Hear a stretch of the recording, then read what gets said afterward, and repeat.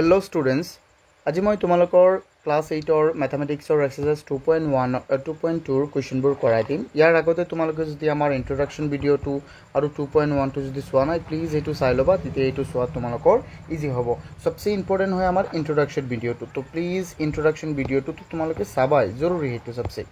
তো প্ৰথমটো কোৱেশ্চনত চাও, আমি দেৰি নকৰিম, প্ৰথমটো কোৱেশ্চন চাও। প্ৰথমটো কোৱেশ্চনত আমাক কি কৈছে? প্ৰথমটো কোৱেশ্চনত আমাক কৈছে টু চোৱা,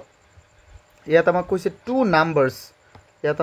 two numbers are in the ratio of 5:7, কৈছে দুটা সংখ্যা কোনটো ৰেশিওত আছে? 5:7 ৰেশিওত আছে। তাৰে ভিতৰত কৈছে যে the smaller number is 12 less than the larger number, find the numbers। আমাক কৈছে যে দুটা সংখ্যা কোনটো অনুপাতত আছে? 5:7 অনুপাতত আছে। তাৰে ভিতৰত কৈছে যে smaller number অৰ্থাৎ সৰু নাম্বাৰটো ডাঙৰ নাম্বাৰতকৈ কিমান কম? 12 কম বুলি কৈছে। সিম্পল, বহুত সহজ। তোমালোকক মই এটা শৰ্ট ট্ৰিক এটা কৈ দিওঁ, শুনা। যেতিয়া নেকি তোমালোকক ৰেশিওৰ বা অনুপাতৰ কোৱেশ্চনছবোৰ দিব, তেনেকৈ অনুপাত দিয়া থাকিব, সদায় তাৰ লগত এটা এটা কি পূৰণ কৰি দিবা? চলক যিকোনো, ধৰা তুমি এটা পূৰণ কৰিলা 5x, এটাৰ লগত প্ৰথমটোৰ লগত যদি x পূৰণ কৰা, তেন্তে পিছৰটোৰ লগত কি পূৰণ কৰিবা? এইটো x এই পূৰণ কৰিবা, হয়নে নহয়? এনেকৈ কৰিবা, তেতিয়া তোমালোকৰ বহুত ইজি হ'ব। কিয়? কাৰণ আমি জানো যে অনুপাতত সদায় সমান এইটোত যিমান মাল্টিপল হ'ব ইয়াতো ইমান মাল্টিপল হ'ব। তো আমি নাজানো যে ইয়াত যদি 10 হয় তেন্তে ইয়াত কিমান হ'ব লাগিব? 14, মানে ইয়াত 2 গুণ হ'ল, ইয়াতো 2 গুণ। ইয়াত যদি 3 গুণ হয় তেন্তে 15 হ'ব, ইয়াত 3 গুণ হ'লে হৈ যাব 21। তো আমি জানো নে কিমান গুণ হ'ব? 5ৰ লগত কিমান গুণ হ'ব? 5ৰ লগত যদি 10 পূৰণ কৰা, ইয়াৰ লগত যদি 10 পূৰণ কৰা, ইয়াৰ লগতো কি পূৰণ কৰিবা? 10 পূৰণ কৰিবা। আমি নাজানো কিমান পূৰণ কৰিব লাগিব, হয়নে? সো সেইকাৰণে আমি কি ধৰি ল'ম যে ধৰো সংখ্যাটোৰ লগত আমি কি পূৰণ কৰিছো? x। তেন্তে সংখ্যাটো কিমান হ'ব? ধৰা 10 পূৰণ কৰিলে হ'ব, এইটো হ'ব 50, এইটো হ'ব 70। তেন্তে আমি ধৰিছো যে x পূৰণ কৰিম। x পূৰণ কৰিলে কিমান হ'ব? 5 × x, 5x। সো আমি এনেকৈ ধৰি ল'ম। তো আমি সেইকাৰণে লিখিম সলিউশন। আমি ইয়াত লিখিম লেট, আমি কি কৰি ল'ম কোৱাচোন? লেট two numbers are, আমি ধৰি ল'ম নাম্বাৰ কেইটা কি হ'ব কোৱাচোন? এটা হৈ যাব আমাৰ কি 5x and আৰু এটা কি হৈ যাব আমাৰ 7x। আৰু এটা কথা মই তোমালোকক কৈ দিওঁ, ইয়াৰ এইটো আমাৰ ক্লাছ 8 ৰ মেথমেটিক্সৰ যিমান PDFs আছে, মেথমেটিক্সৰ ইংলিছ মিডিয়ামৰ PDFবোৰ যদি তোমালোকৰ লাগে, প্লিজ মোক এইটো নাম্বাৰত কল কৰিবা, 6002547877। আৰু আমাৰ এটা মেথমেটিক্সৰ লাইভ বেটছ আছে, য'ত নেকি আমি লাইভ ক্লাছ কৰাওঁ। তাত তোমালোকে কুৱেশ্যনবোৰ সুধিব পাৰিবা। সেইটো জইন কৰিলে এইটো নাম্বাৰত কল কৰিবা, তোমালোকে অতি কম দামত সেইটো আমাৰ ক্লাছ জইন কৰিব পাৰিবা। আচ্ছা, আমি বেছি দেৰি নকৰি আমি চাওঁ। প্ৰথমটো কুৱেশ্যন আমি কি ধৰিছোঁ কোৱাচোন? 5x, আৰু দ্বিতীয়টো কুৱেশ্যন কিমান? 7x। তেন্তে তুমি নিজেই কোৱা 5xটো কি হ'ব? সৰু হ'ব, আৰু 7xটো কি হ'ব? ডাঙৰ হ'ব। ইয়াত আমাক কৈছে, চোৱা, আমাৰ কুৱেশ্যনটোত কৈছে the smaller number is 12 less than the larger number, কৈছে যে ডাঙৰ সংখ্যাটোতকৈ সৰু সংখ্যাটো কিমান কম? 12 কম। তেন্তে আমি ইয়াত লিখিম according to question, হয়নে নহয়? আমি ইয়াত লিখিম according to question, AQ মানে কি? according to question। ইয়াত আমি লিখি দিম যে ডাঙৰ সংখ্যাটোৰ পৰা সৰু সংখ্যাটো কিমান কম বুলি কৈছে? 12 কম। ডাঙৰ সংখ্যাটো 7x, তেন্তে ইয়াৰ পৰা 12 কম কোনটো? সৰু সংখ্যাটো। চোৱা, এইটো আমি দুই ধৰণে লিখিব পাৰিম। এইটো এনেকৈ লিখিলেও হ'ব, বা মই যদি কওঁ যে এনেকৈ লিখোঁ যে 7x, মানে ডাঙৰ সংখ্যাটোৰ পৰা সৰু সংখ্যাটো বিয়োগ কৰিলে 12 পাবা। এইটো কথা কি হয়নে নহয় কোৱা? হয়। তো তোমালোকে এনেকৈ লিখিলেই হ'ল, যিভাৱে লিখা হ'বই। চোৱা, তাৰপিছত আমি কৰোঁ ইয়াত 7x, ইয়াত চোৱা এইটো হ'ল ছেইম চলকযুক্তকেইটা, হয়নে নহয়? ভেৰিয়েবল থকা, আৰু এইটো হ'ল এটা আমাৰ কনষ্টেণ্টটো ইফালে যাব, আৰু ভেৰিয়েবল থকাটো ইফালে আহিব। চিম্পল। তো আমি কি কৰিম? 7xৰ লগত ইয়াত আমি প্লাছ 5xটো ইফালে আহি হৈ যাব -5x, আৰু ইফালে -12টো আহি ইফালে হৈ যাব কিমান? +12। চ' একেই হ'লনে নাই মই যে অথনি লিখিছিলোঁ? তাৰপিছত চোৱা, 7টা xৰ পৰা 5টা x গুচি গ'লে 2টা x, ইফালে থাকি গ'ল 12, আৰু x ইকুৱেল কিমান হৈ যাব? 2 ইয়াত পূৰণ, সিফালে গ'লে কি হৈ যাব? হৰণ। কাৰ লগত হ'ব? ৰাইট হেণ্ড ছাইডত যিটো আছে তাৰ লগত হ'ব। তো কি আছে আমাৰ কোৱাচোন? 6 আছে। চিম্পল, বহুতেই সহজ, হয়নে নহয়? তেন্তে আমি নাম্বাৰটো, প্ৰথমটো নাম্বাৰ কি ধৰিছিলোঁ? 5x। দ্বিতীয়টো নাম্বাৰ আমি কি ধৰিছিলোঁ? 7x। তেন্তে এইটো হৈ যাব কিমান? যিহেতু xৰ মানটো আমাৰ ওলাইছে 6, তেন্তে x 5 × 6 এনেকৈ হ'ব না নাই? 7 into 6 simple তো এইটো হৈ যাব আমাৰ কিমান এইটো হৈ যাব 30 এইটো হৈ যাব কিমান 40 to 42 simple তো আমি এনেকৈ লিখি দিম তোমালোকে এনেকৈ লিখিব নালাগে বাৰু মই কৰাই দি আছোঁ চোৱা সো আমি লিখিম so the numbers are কিমান হৈ যাব numbers are এটা হল 5x এটো হৈ যাব আমাৰ 5 into 6 that means এটো হৈ যাব 30 and আনটো কিমান হ'ব and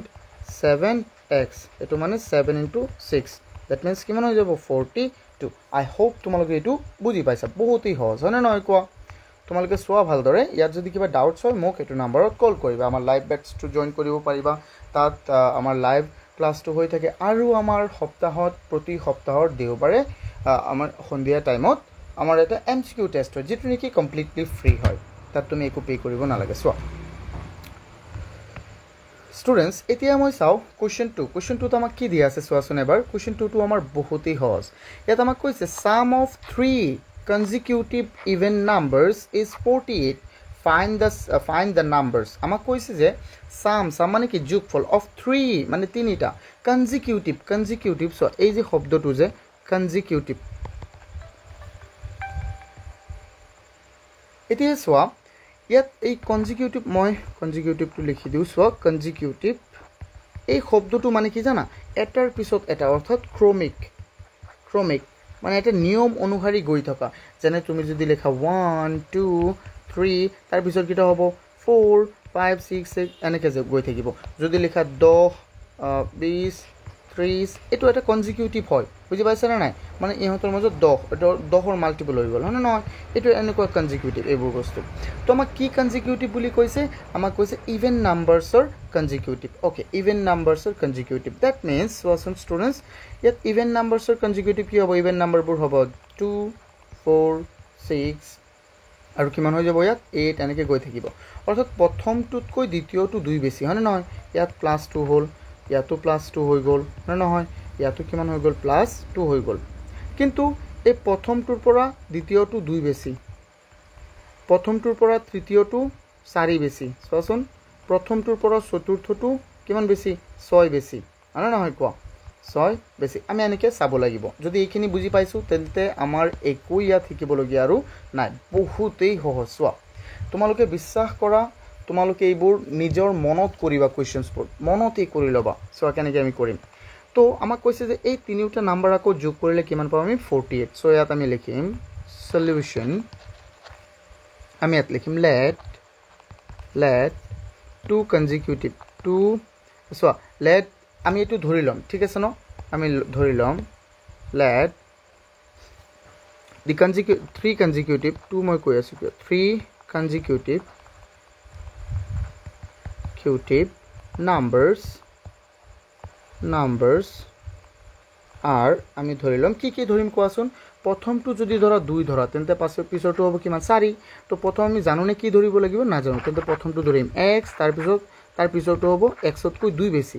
তাৰ তৃতীয় নম্বৰটো হ'ব কিমান x তকৈ 4 বেছি হয় নহয় আমাক যেহেতু তিনিটা কৈছে এই কাৰণে আমি তিনিটা লিখিছো সিম্পল তো সোয়া আমাক অ্যাকৰ্ডিং টু কোয়েশ্চন আমাক কি কৈছিলে কোৱাচোন অ্যাকৰ্ডিং টু কোয়েশ্চন কৈছিলে যে এই তিনিটাক যোগ কৰিলে আমি কিমান পাম বুলি কৈছিলে এই তিনিটাক যোগ কৰিলে আমি পাম 48 সো আমি লিখিম সোয়া কেনেকে x ক তুমি যোগ কৰা তাৰ পিছত লিখো আমি কিমান x + 2 তাকো তুমি যোগ কৰা মই বেলেগ কালাৰ দি আছো যাতে তোমালোকৰ বহুত সহজ হয় তাৰ পিছতো হ'ব x + 4 এই কেইটাক আমি ইকুৱেল কৰিলে আমাৰ কিমান হ'ব যোগ কৰি যোগফলটো আমাৰ কিমান হ'ব 48 যেটো আমাক কোৱেশ্চনত দিয়া আছে হয়নে নহয় কোৱা এটা এনেকে দিয়া আছে বহুতই সহজ সোৱা তোমালোকে জাস্ট চাই থাকা পিডিএফ টো তোমালোকে পাই যাবা একেবাৰে সুন্দৰ পিডিএফ তো তাৰ কাৰণে মোক মেসেজ কৰিবা বা আমাৰ টেলিগ্ৰাম গ্ৰুপটো জয়েন কৰা সোৱা এতিয়া আমাৰ ইয়াত x কেইটা আছে এটা দুটা তিনিটা কেইটা x আছে কোৱাচোন তিনিটা x আছে তো 3x প্লাস ইয়াত আছে 2 আৰু 4 কিমান হৈ যাব 6 আৰু ইফালে হৈ গল 48 সিম্পল সোৱা তো যদি ইয়াত সো এটো কনস্ট্যান্ট হয় না নহয় এটো কনস্ট্যান্ট হয় তো কনস্ট্যান্টটো এইফালে গুছি যাব হয় না নহয় কনস্ট্যান্টৰ ওচৰত তেন্তে এইফালে আছে +6 তো হৈ যাব এটো কিমান -6 3x ইকুৱেল হৈ যাব 48 -6 তো x ইকুৱেল কিমান হ'ব 3x ইকুৱেল হৈ যাব আমাৰ 42 simple so now what we can do x equal কিমান হ'ব আমাৰ এই 42 লগত তুমি 3 খৰণ দি দিয়া 42 লগত যদি তুমি 3 খৰণ দি দিয়া তেতিয়া আমাৰ কিমান হ'ব x equal so x equal হৈ যাব আমাৰ কিমান 3 4 যাব কেইবাৰ হৰণ এবাৰ আৰু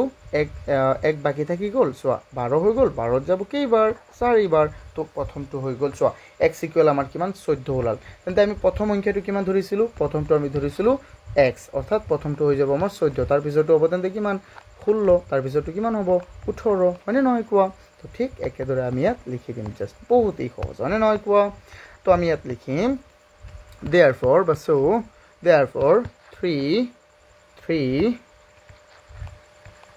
3 consecutive numbers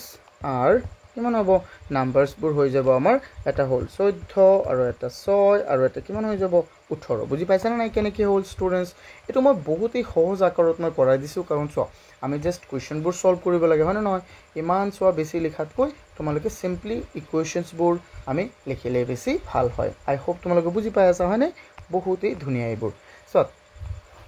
Question 3 to চোৱাচোন ষ্টুডেন্টস ইয়াত আমাক কি কৈছে question 3 আমাক কৈছে যে divide question 3 কৈছে divide rupees 17,500 among 3 persons in the ratio of 1:2:4 find the amount that each person will get অর্থাৎ কৈছে যে 17,500 টকা তিনিজন মানুহক ভগাই দিয়া হল কেইজন মানুহক তিনিজন মানুহক ভগাই দিয়া হল কেনেকৈ ভগাই দিয়া হল কোৱাচোন এটা অনুপাত হল আমাৰ 1 আৰু এটা অনুপাত 2 আৰু এটা অনুপাত কিমান 3 তো আমাক এটো অনুপাতত তিনজন মানুহক ভগাই দিয়া হল অৰ্থাৎ এই 17,500 পৰা যদি প্ৰথমজন মানুহক 1 টকা দিয়া হয় দ্বিতীয়জনক কিমান টকা দিয়া হ'ব 2 টকা তৃতীয়জনক 4 টকা দিয়া হ'ব প্ৰথমজনক যদি দিয়া হয় 2 টকা অর্থাৎ 1 2 গুণ তেন্তে এটু দ্বিতীয়জনক 4 টকা দিয়া হ'ব আৰু তৃতীয়জনক 8 টকা দিয়া হ'ব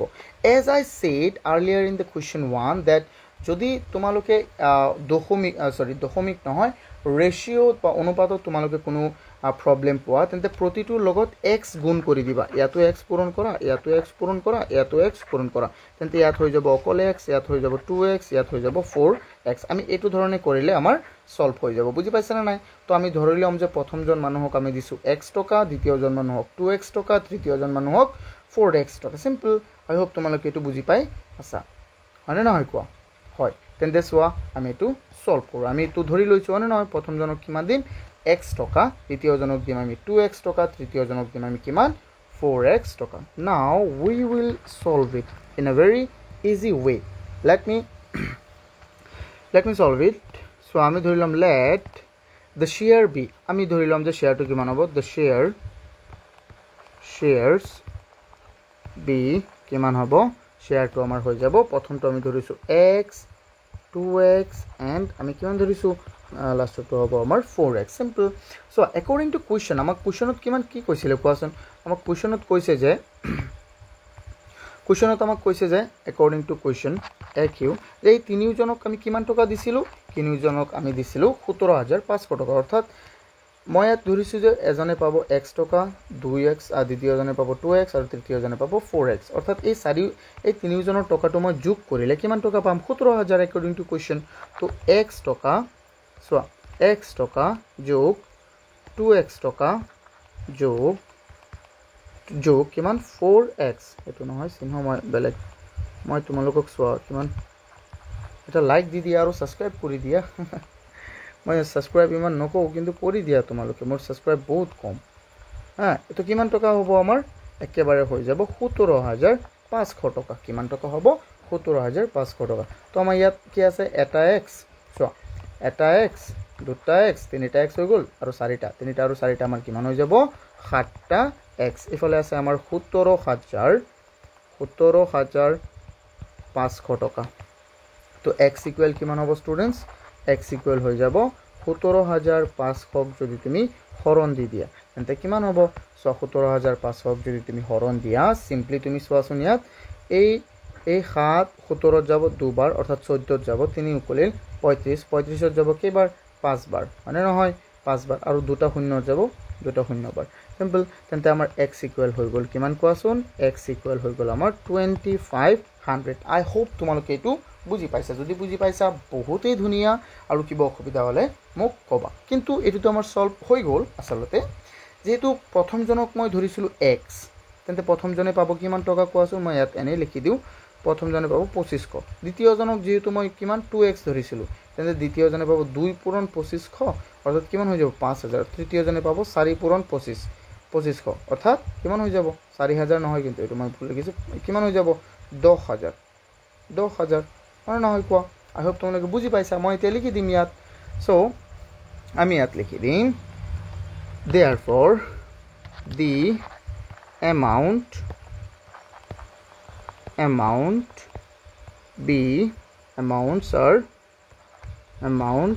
are কিমান হ'ব এটা হৈ যাব আমাৰ 25000 rupees লিখি দিওঁ সন্মুখত আর rupees 2500 কমা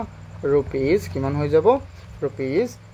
2 into x যেহেতু দ্বিতীয়জনে পাইছিলে 2x বুজি পাইছে না মই শর্ট লিখি আছো তেন্তে 2 পূৰণ 25 কিমান হৈ যাব 5000 বুজি পাইছে না নাই কোৱা তো এইটো হৈ যাব 5000 তাৰ পিছতো হ'ব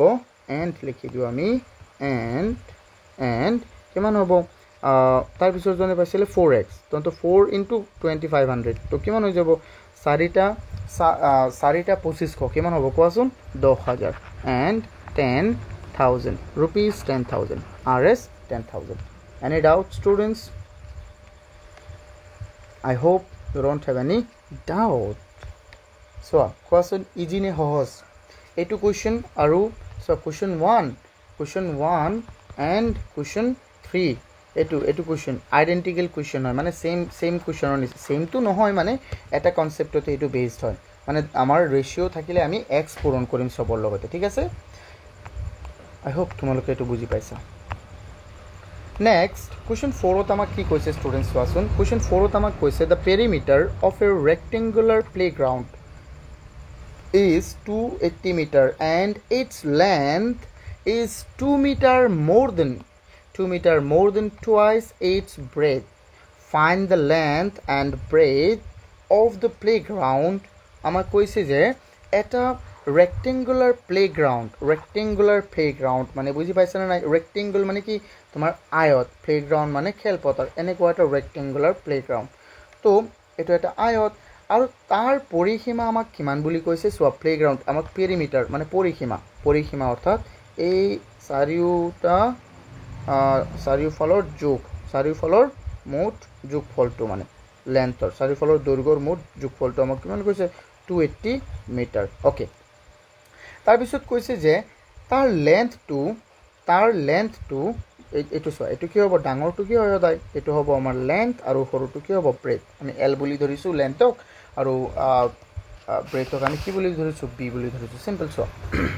তো তাৰ ব্ৰেথটো লেন্থৰ 2 গুণতকৈ সোৱা লেন্থৰ 2 গুণতকৈ 2 বেছি হ'ব কৈছে যে অসমীয়াত ইংৰাজীত সোৱা প্ৰথমে কৈছে 2 মিটাৰ ইয়াত সোৱা প্ৰথমে length is 2 meter more than মানে 2 মিটাৰ বেছি কাটকৈ তাৰ 2 গুণতকৈ কাৰ 2 গুণতকৈ ব্ৰেথৰ অৰ্থাৎ প্ৰস্থৰ 2 গুণতকৈ 2 মিটাৰ বেছি অসমীয়াত সোৱাবা লাগিলে যে কৈছে যে ইয়াৰ দৈৰ্ঘ্য প্ৰস্থৰ 2 গুণতকৈ 2 মিটাৰ বেছি অৰ্থাৎ সোৱা আমি তো নাজানো কিমান হয় প্ৰস্থটো হয়নে নহয় যেহেতু প্ৰস্থৰ 2 গুণতকৈ 2 মিটাৰ বেছি বুলি কৈছে তো আমি যদি প্ৰস্থটো এনেকে ধৰি লও প্ৰস্থটো যদি আমি x ধৰো আচ্ছা প্ৰস্থটো x নহয় ধৰা প্ৰস্থটো যদি 10 ধৰো তেন্তে ই কিমান হ'ব 10ৰ 2 গুণতকৈ 2 বেছি 10ৰ 2 গুণতকৈ 2 বেছি অৰ্থাৎ ঘূৰি মিলি কথাটো কিমান হ'ব 22 মিটাৰ হয়নে নহয় কোৱা কিন্তু আমি কি জানো 10 নাজানো আমি 10 বুলি তো আমি ধৰিম যে x বুলি ধৰিলাম আমি কিমান ধৰিলাম এটুক আমি ধৰিম x তেন্তে এটো হ'ব তাৰ 2 গুণতকৈ 2 বেছি 2x into 2 into x plus 2 simple তো আমি ইয়াত লিখিম now we need to write here what we need to write আমি লিখিলাম যে let breadth কিমান হ'ব breadth আমি ধৰিলাম breadth তো আমি কিমান ধৰিছো কোৱাচোন breadth তো আমি ধৰিছো simple x meter মিটাৰ্ছ এইটো এম বুলি দিলোঁ এম তাৰপিছত আমি ধৰি ল'ম তেন্তে আমি কি লিখিম চ' একৰ্ডিং টু কুৱেশ্যন কিমান হৈ যাব তো চ' দিব নোৱাৰে একৰ্ডিং টু কুৱেশ্যন আমি দি দিওঁ লেন্থ কিমান হৈ যাব চ' তাৰ লেন্থটো কিমান কৈছে লেন্থটো হৈ যাব আমাৰ তাৰ 2 গুণতকৈ কাৰ 2 গুণতকৈ এক্সৰ 2 গুণতকৈ তেন্তে এইটো কি কৰিম আমি 2 ইনটু এক্স 2x তাতকৈ কিমান হ'ব 2 বেছি হ'ব এইটো মিটাৰ সিম্পল হয়নে নহয় তো এতিয়া চোৱা এইটো বুজি পাইছানে ইমানটো বুজি পালে সব বুজি পালা বহুত ধুনীয়া যদি ইমান বুজি পাইছা নাও what are we going to do আমি কি কৰিম ইয়াত যে আমাক কৈছে perimeter of a rectangular playground is কিমান কৈছে 280 মিটাৰ সো ইয়াৰ ওপৰত বেস কৰি আমি এই কোৱেশ্চনটো কৰিম সো আমি ইয়াত লিখিম we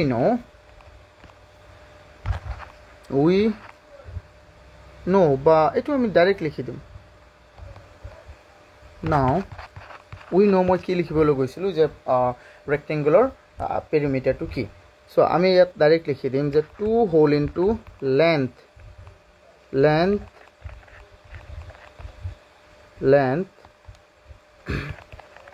plus breadth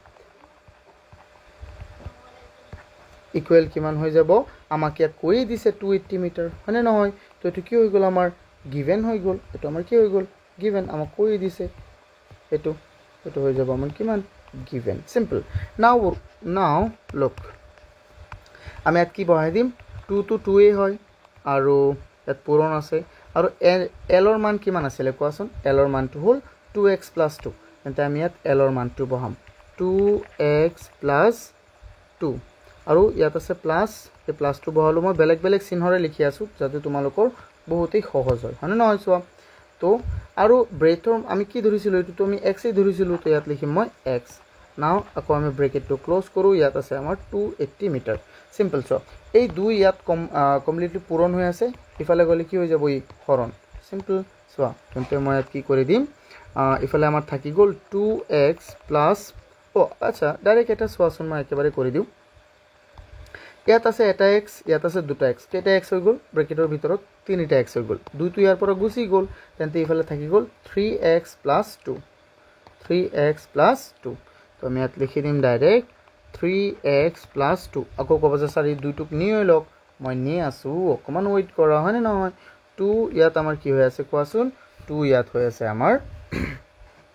পূৰণ ইফালে গলে কি হৈ যাব হৰণ তো ইফালে 2 হৰণ হৈ গল তো আমাৰ কিমান হ'ব কোৱা বহুতেই ধুনীয়া চোৱা ষ্টুডেন্টস তো ইয়াত 3x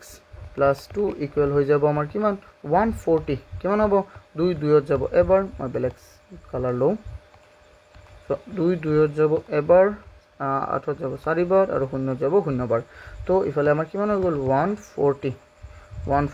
তেন্তে 3x ইকুৱেল হৈ যাব আমাৰ 140 - 2 তেন্তে 3x ইকুৱেল হৈ যাব 138 বুজি পাইছা না নাই কিমান হ'ব 138 তেন্তে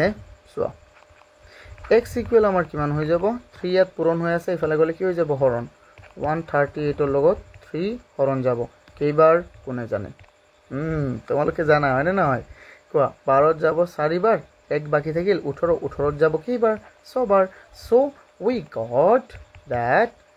x equal কিমান 46 সো x মানে আমি কি ধৰিছিলো কোৱাচোন x মানে আমি ধৰিছিলো ব্ৰেড হয় না নহয় সো x মানে আমি ধৰিছিলো bread now we will write here so bread আমাৰ কিমান ব্ৰেড ব্ৰেকেটত আমি x দি দিও লাগিলে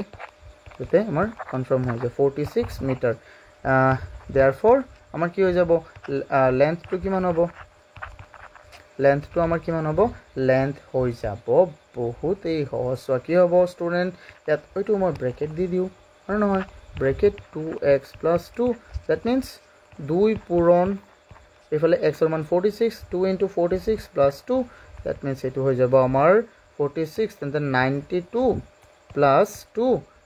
okay it will be 94 metre I hope তোমালোকে এটো বুজি পাইছা যদি বুজি পোৱা নাই মই আকৌ বুজাই দিম লাগে এটো লাইভ ক্লাছত মই বুজাই দিম আকৌ তোমালোকে জাস্ট ইয়াত চোৱা মই এবাৰ সুন্দৰ কেনেকৈ দেখুৱাই দিও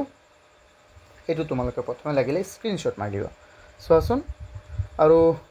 কোৰ্সটো তোমালোকে প্লিজ জয়েন কৰি ল'বা তেতিয়া আটাইবোৰ কোৱেশ্চন মোক সুধিব পাৰিবা পাৰ্সোনালি যিকোনো সময়ত কলো কৰিব পাৰিবা তেতিয়া তোমালোকৰ বেছি সহজ হ'ব আৰু আমাৰ ৱেবসাইটটো ভিজিট কৰিবা তাত তোমালোকে যিকোনো সলিউশনস ফ্ৰী পাই যাবা যিকোনো সলিউশন মানে from class 6 to class 10 CBSE হোক বা সেবা বোর্ড হোক আসাম বোর্ড হোক যিকোনো বোৰ্ডৰ সলিউশন তোমালোকে ইয়াত পাই যাবা ফ্ৰী অফ কষ্টত পাবা তাৰ পিছত চোৱা ইয়াত আমাক কি দিয়া আছে কোৱেশ্চন 5ত আমাক কৈছে the units place digit of a two digit number is 5 কৈছে যে দুটা চোৱা digit মানে কি অংক এতিয়া অংক মানে কি যেনে 1 2 3 4 এইবিলাক কি হয় এটা অংক এটা বা তাতকৈ বেছি অংক মিলি কি হয় এটা নাম্বার হয় যেনে 1 আৰু 2 মিলি কি হৈ গল ধৰা 1 আৰু 2 এটো হৈ গল 12 ক আমি কি কম নাম্বাৰ কিন্তু ইয়াত অংক কিটা কি হয় এটা হল 1 আৰু এটা কি 2 সিম্পল বুজি পাইছানে ওকে চাও এতিয়া আমাক কি কৈছে কোৱেশ্চনটো ইয়াত কৈছে যে the unit place digit of a two digit number is 5 কৈছে যে এটা two digit number অর্থাৎ দুটা অঙ্কৰে গঠিত এটা নাম্বাৰৰ এককৰ অঙ্কটো কিমান 5 যেনে সোৱা মই এটা সংখ্যা লিখিলো 25 এটো দুটা অঙ্কৰে গঠিত হৈছে না নাই কোৱা তাৰে এককৰ ঘৰটো কিমান দিয়া আছে আমাক 5 এনেকুৱা সংখ্যা আমাক কৈছে সো 25 লিখিব পাৰো 95 লিখিব পাৰো 45 লিখিব পাৰো 55 লিখিব পাৰো আমি 15 লিখিব পাৰো 35 লিখিব পাৰো যিকোনো হ'ব পাৰে তেনেকুৱা কিন্তু এটো কেটা অঙ্কৰে গঠিত বুলি কৈছে আমাক দুটা অঙ্কৰে গঠিত বুলি কৈছে সোৱা তো এই কাৰণে সোৱা তাৰ পিছত আমাক কৈছে the number is 5 times the sum of the digit আমাক কৈছে যে সেই সংখ্যাটো যেনে মই 25 লিখিছিলো এই সংখ্যাটো এটোটো নহয় মই এনে ধৰিছো এই সংখ্যাটো তাৰ ডিজিটৰ যোগফল যেনে 25 লিখিছিলো তাৰ ডিজিটৰ যোগফলটো কিমান হ'ব 2 যোগ 5 ইফালে হৈ গল 7 তাৰ ডিজিটৰ যোগফলৰ 5 গুণৰ সমান কেই গুণৰ সমান 5 গুণৰ সো 5 টাইমস মানে গুণৰ কথা কৈছে নাও ফাইন্ড দ্য ডিজিট আমাক কি কৰিব দিছে এতিয়া আমি ডিজিটটো ফাইন্ড কৰিব দিছে তো বহুতেই ধুনিয়া হ'ব কোৱেশ্চনটো আমি প্ৰথমে চাও সো যেহেতু ইয়াত আমাক এককৰ ঘৰৰ অংকটো দিয়া আছে হয়নে নহয় এককৰ ঘৰটো আমাক বিলকুল দিয়া আছে তো এককৰ ঘৰটো যেহেতু দিয়া আছে ইউনিট মানে এককৰ ঘৰ তে তেন্তে আমি কি ওলাব লাগে আমি ক্লাস 6 ত দেখিছিলো জানে সো ধৰা মই লিখিলো 5 6 7 তো এটো সংখ্যাৰ এটো হ'ব আমাৰ ইউনিট প্লেস বা ইয়াক আমি কও ওয়ান্স এটো কি আমি কি বুলি কও কোৱাচোন ওয়ান্স সো এটো ওয়ান্স না এনেকুৱা না ওয়ান্স এটো হ'ব কি আমাৰ টেন্স আৰু এটো কি হৈ যাব আমাৰ হান্ড্ৰেডস এনেকুৱা আছিল না মনত আছে না তোমালোকৰ তো এটো হল হান্ড্ৰেডস প্লেস ওয়ান্স প্লেস এটো হ'ব ইউনিট প্লেস বা ওয়ান্স প্লেস সো তো আমাক ওয়ান্স প্লেসটো দিয়া আছে 5 তেন্তে আমি টেন্স প্লেসটো ধৰিব লাগিব না নাই ধৰিব লাগিব আমি ধৰিলো x আচ্ছা তো এটো আমি কেনেকৈ বনাম তেন্তে নাম্বাৰটো কেনেকৈ হ'ব x5 হৈ যাব নেকি নাই কেনেকৈ হ'ব চাবা ধৰা মই এটা সংখ্যা লিখিলো 27 এই সংখ্যাটো হোল কেনেকৈ চোৱাচোন দুটা ডিজিটৰ মই কৈ দিও এই যেহেতু এককৰ ঘৰত আছে ই আছে আমাৰ দহকৰ ঘৰত দেন এটো কেনেকৈ হ'ল জানা 2 আছে দহকৰ ঘৰত তোমালোকে প্লেস ভ্যালু উলৱা শিকিছিলা নে নাই এক্সপেন্ডেড ফৰ্ম এটো এনেকৈ তোমালোকে অংকবোৰ কৰিব লাগিব সো আৰু 7 আছে ইউনিট প্লেসত বা এককৰ ঘৰত তেন্তে 7 ৰ লগত পূৰণ হ'ব 1 আৰু তাৰ মাজত থাকিব প্লাস আৰু যেহেতু 2 আছে দহকৰ ঘৰত তেন্তে 2 ৰ লগত পূৰণ হ'ব 10 সিম্পল এনেকৈ হ'ব তো যদি আমি দহকৰ ঘৰটো x ধৰো তেন্তে এটো কিমান হৈ যাব 10 into x আৰু এককৰ ঘৰত কি আছে 5 তেন্তে 5 into 1 অৰ্থাৎ কিমান হৈ যাব মুঠতে 5 সিম্পল তো আমি ধৰি লম বুজি পাইছা নে কনসেপ্টটো যদি বুজি পাইছা বহুতেই ধুনিয়া একো চিন্তা কৰিবলগীয়া নাই তোমালোকৰ ইয়াত তো তোমালোকে জাস্ট চাই থাকা চোৱা মই ইয়াত লিখিম সলিউশন আমি ইয়াত ধৰি লম লেট আমি কি ধৰি লম কোৱাচোন the tense place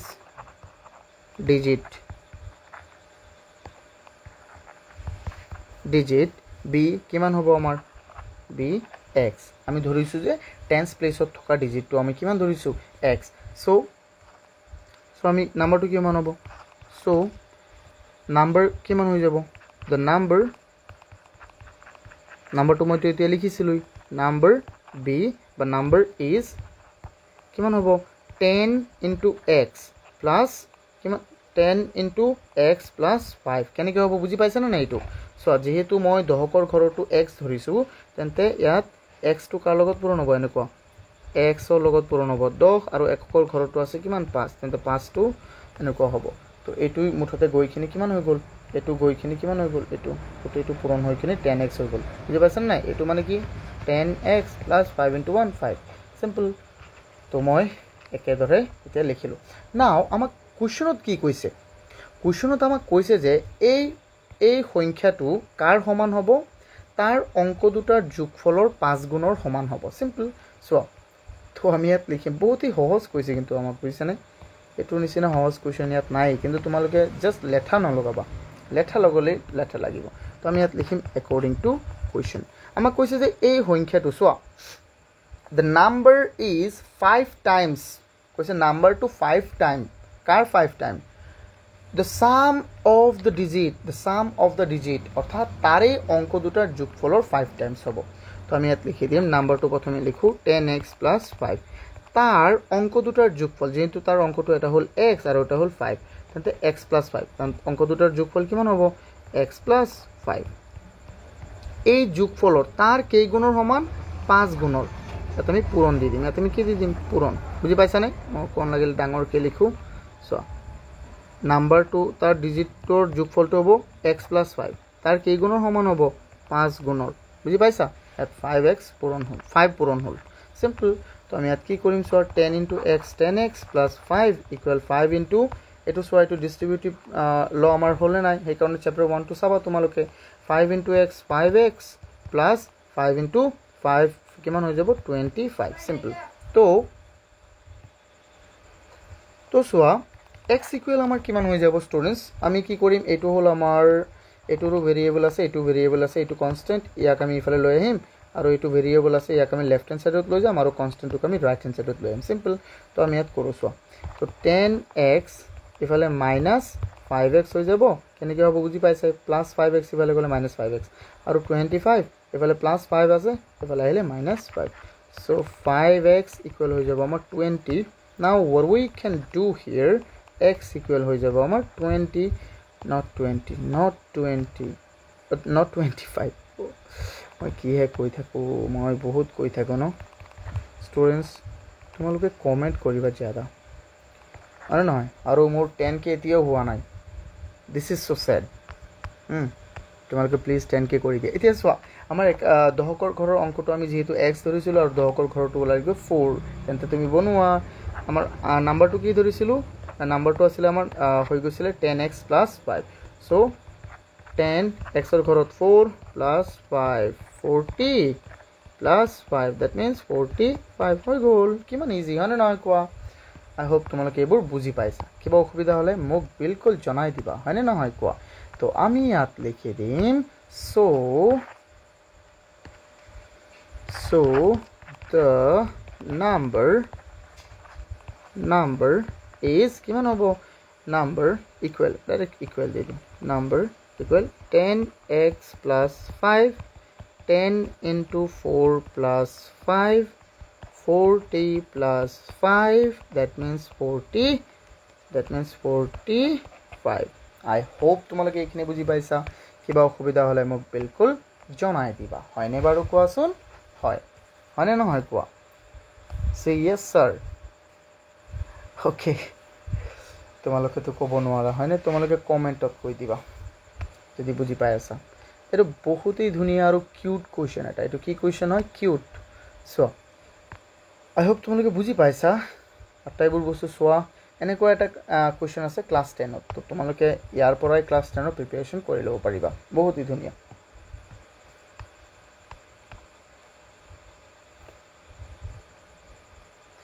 Now in question 4 we have what ama question 4 ot ki koise eto ami sao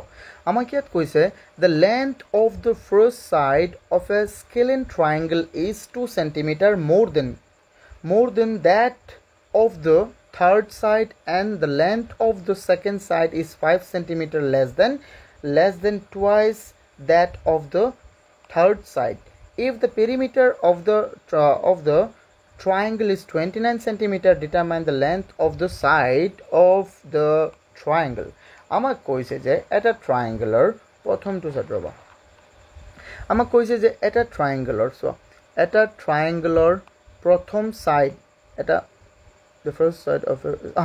চোৱা এটা scale and triangle scale and মানে কি বিষম বাহু ত্ৰিভুজ কি ত্ৰিভুজ আছিলে কোৱাচোন আমাৰ চোৱা ইকুইলেটাৰেল ট্ৰায়াঙ্গেল আছিলে আমাৰ এইটো ইকুইলেটাৰেল ট্ৰায়াঙ্গেল মানে কি আছিলে এই আটাইবোৰ বস্তু তোমালোকে ক্লাছ 6-7ত পাই আছা হয়নে নহয় কোৱা তাৰপিছত চোৱা স্কেল এণ্ড ট্ৰায়াঙ্গেলটো হ'ল আমাৰ বিষম বাহু ত্ৰিভুজ ইয়াত কৈছে যে এটা বিষম বাহু ত্ৰিভুজৰ প্ৰথম বাহুটোৰ বিষম বাহু ত্ৰিভুজৰ প্ৰথম বাহুটো কৈছে 2 সেন্টিমিটাৰ মোৰ then that of third side কৈছে প্ৰথম বাহুটোৰ মান তৃতীয় বাহুতকৈ কিমান 2 সেন্টিমিটাৰ বেছি অৰ্থাৎ চোৱা মই এটা ট্ৰায়াঙ্গেল লিখি দিওঁ ইয়াত চোৱা বহুতেই সহজ আকাৰত মই এটা লিখি দিওঁ এটা ট্ৰায়াঙ্গেল স্কেল এণ্ড ট্ৰায়াঙ্গেল মই বনাই আছোঁ এনেকুৱা হ'ব স্কেল এণ্ড ট্ৰায়াঙ্গেলটো তাৰ এটা বাহু সমান নহয় চোৱা ধৰিলোঁ মই এইটো ফাৰ্ষ্ট সাইড এইটো ধৰিলোঁ মই ফাৰ্ষ্ট সাইড এইটোক মই ধৰিলোঁ ফাৰ্ষ্ট সাইড এইটো হ'ব মই ইয়াত নিলিখোঁ মই ইয়াত লিখিম ইয়াত এইটো ফাৰ্ষ্ট এইটো হ'ব সেকেন্ড এইটো ধৰিলোঁ আমি থাৰ্ড চোৱা তাৰপিছত চোৱা ইয়াত কেনেকৈ কৈছে যে প্ৰথম বাহুটো এইটো হ'ল আমাৰ ধৰিলোঁ প্ৰথম বাহুটো তৃতীয় বাহুতকৈ এইটো তৃতীয় বাহু হয়নে নহয় তাতকৈ কিমান বেছি 2 সেন্টিমিটাৰ বেছি অ'কে তাৰপিছত আমি বুজি যাওঁ কি কৈছে তাৰপিছত কৈছে and the length of the second side আমাক কৈছে সেকেন্ড সাইডটো 5 centimetre less twice that of the third side কৈছে যে আমাক দ্বিতীয় বাহুটো তৃতীয় বাহুৰ 2 গুণতকৈ 5 কম সো এই বাহুটো ইয়াৰ 2 গুণতকৈ 5 কম তৃতীয়টোৰ 2 গুণতকৈ 5 কম আৰু কৈছে যে তাৰপিছত যদি ত্ৰিভুজটোৰ পৰিসীমা আমাক 29 সেন্টিমিটাৰ হয় কৈছে if the perimeter of the triangle is কিমান 29 centimetre now we need to determine the length of the sides of the triangle আমাক তেন্তে ত্ৰিভুজটোৰ বা আটাইবোৰ বাহুৰ মান আমাৰ ওলাব লাগে চোৱা ইয়াত কি কৈছে মই আকৌ ক্লিয়াৰলি বুজাই দিবলৈ চেষ্টা কৰোঁ তোমালোক চোৱা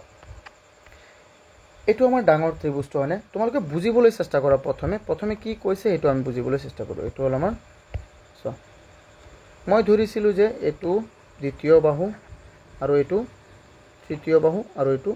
প্ৰথম বাহু কৈছে যে প্ৰথম বাহুটো তৃতীয় বাহুতকৈ 2 বেছি আৰু দ্বিতীয় বাহুটো তৃতীয় বাহুৰ 2 গুণতকৈ কিমান বেছি 5 কম এত বেছি কোৱা নাই তেন্তে এই দুয়োটা বাহু প্ৰথমটো আৰু দ্বিতীয়টো দুয়োটাই কাৰ ওপৰত নিৰ্ভৰ কৰিছে তৃতীয় বাহুটো তেন্তে তৃতীয় বাহুটোৰ মান আমি জানোনে নাজানো যদি আমি তৃতীয় বাহুটোৰ মান যদি আমি মনে 10 ধৰিলো হেতেন কিমান ধৰিলো 10 তেন্তে প্ৰথম বাহুটো কিমান হ'ব 10তকৈ 2 বেছি অৰ্থাৎ 12 হৈ যাব আৰু দ্বিতীয় বাহুটো কি কৈছে তৃতীয় বাহুৰ 2 গুণতকৈ 5 কম তেন্তে ইয়াৰ 2 গুণ 10ৰ 2 গুণ হ'ব 20তকৈ 5 কম এনেকুৱা হ'ব না নাই অৰ্থাৎ এটো যদি এনেকৈ কৰোঁ 2 * 10 - 5 এনেকুৱা হ'ব না নাই কোৱা কিন্তু আমি কি এনেকৈ ধৰিব পাৰিম জানো যে এইটোৰ মান 10 নাই বিলকুল ধৰিব নোৱাৰিম so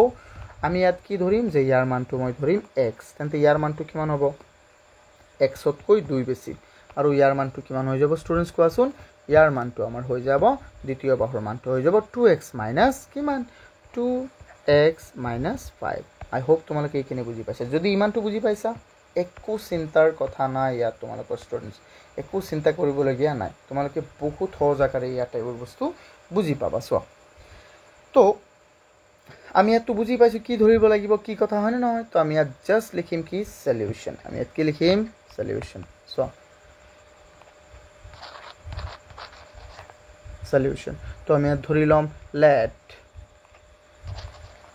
let the length of third side বা the third side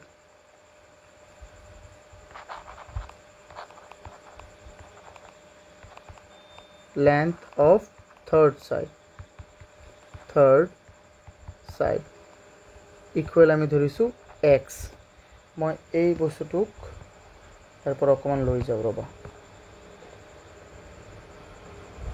সৰু কৰি মই ইয়াত লিখিম সো তো আমি ইয়াত কি কৰিম according to question আমাক কি কৈছে according to question কিমান হৈ যাব length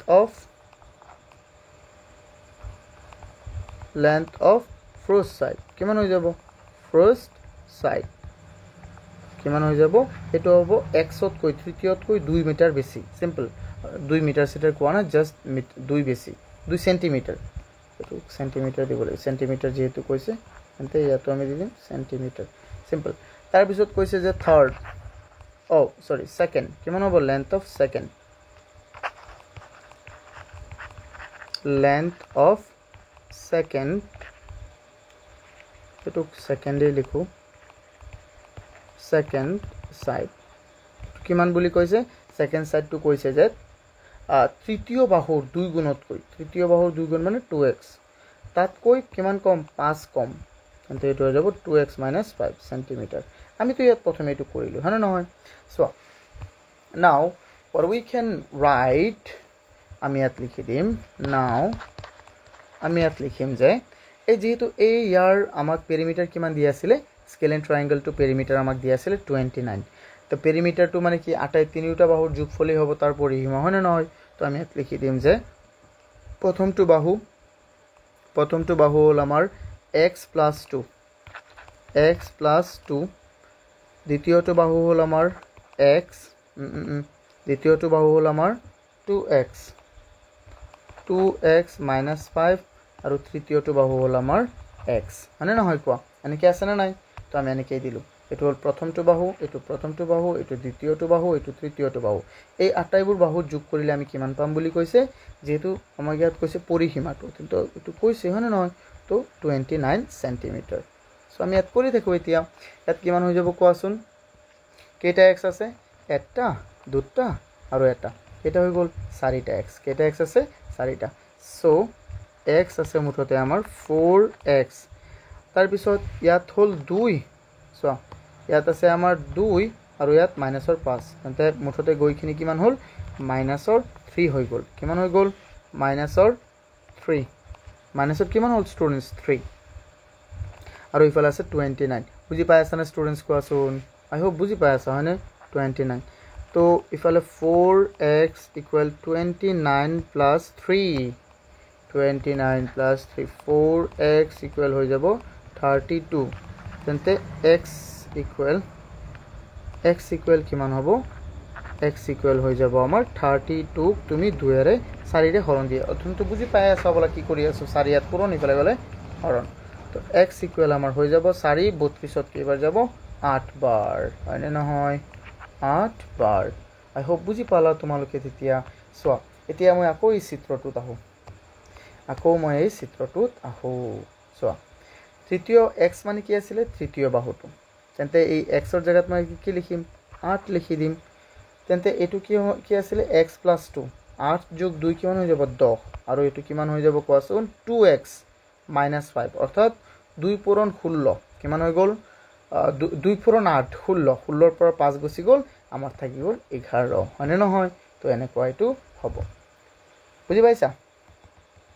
তো আমি এটো মাৰ্কন কাটি কেনে লিখি দিও না যাব কত গল সো আমি ইয়াত লিখিম সো ৰব মই ঠিক কৰিলো এটো হৈ গল এতিয়া আমি ইয়াত লিখিম সো therefore বা সো এটা লিখিলে সো first side equal কিমান হৈ যাব first side to মই কি কৈছিলো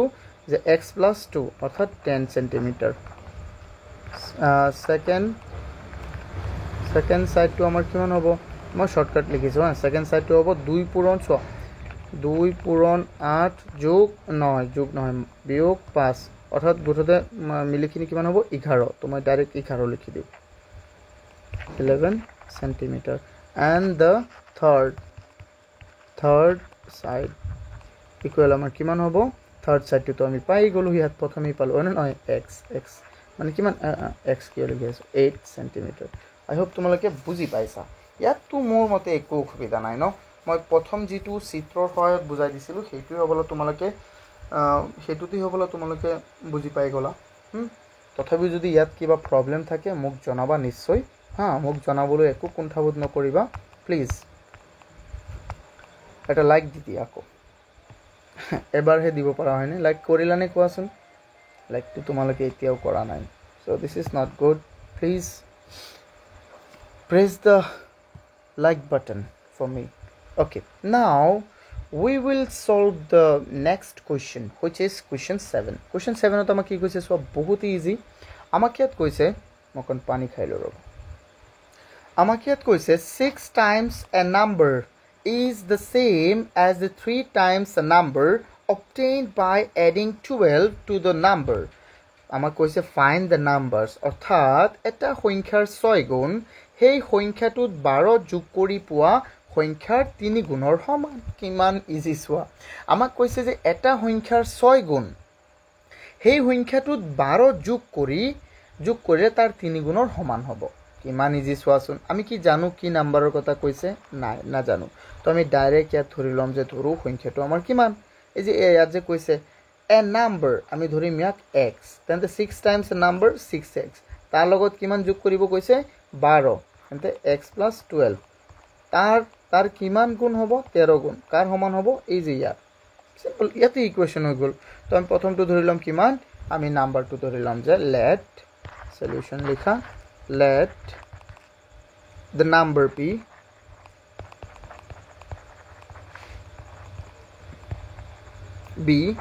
x আমি নাম ধৰিছো নাম্বাৰটো কিমান হ'ব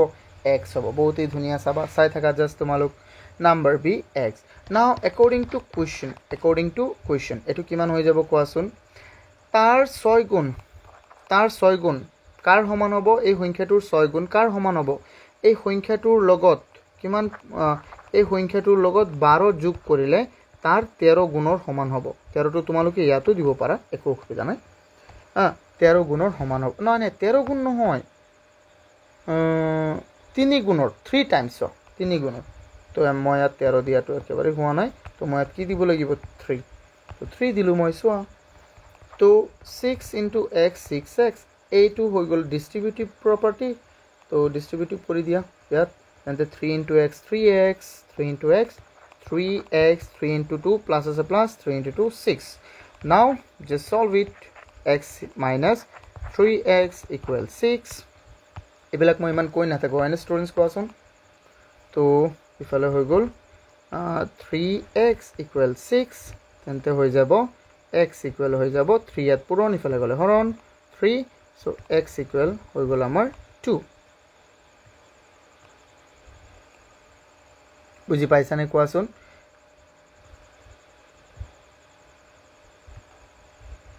ও ৰবা মই কিবা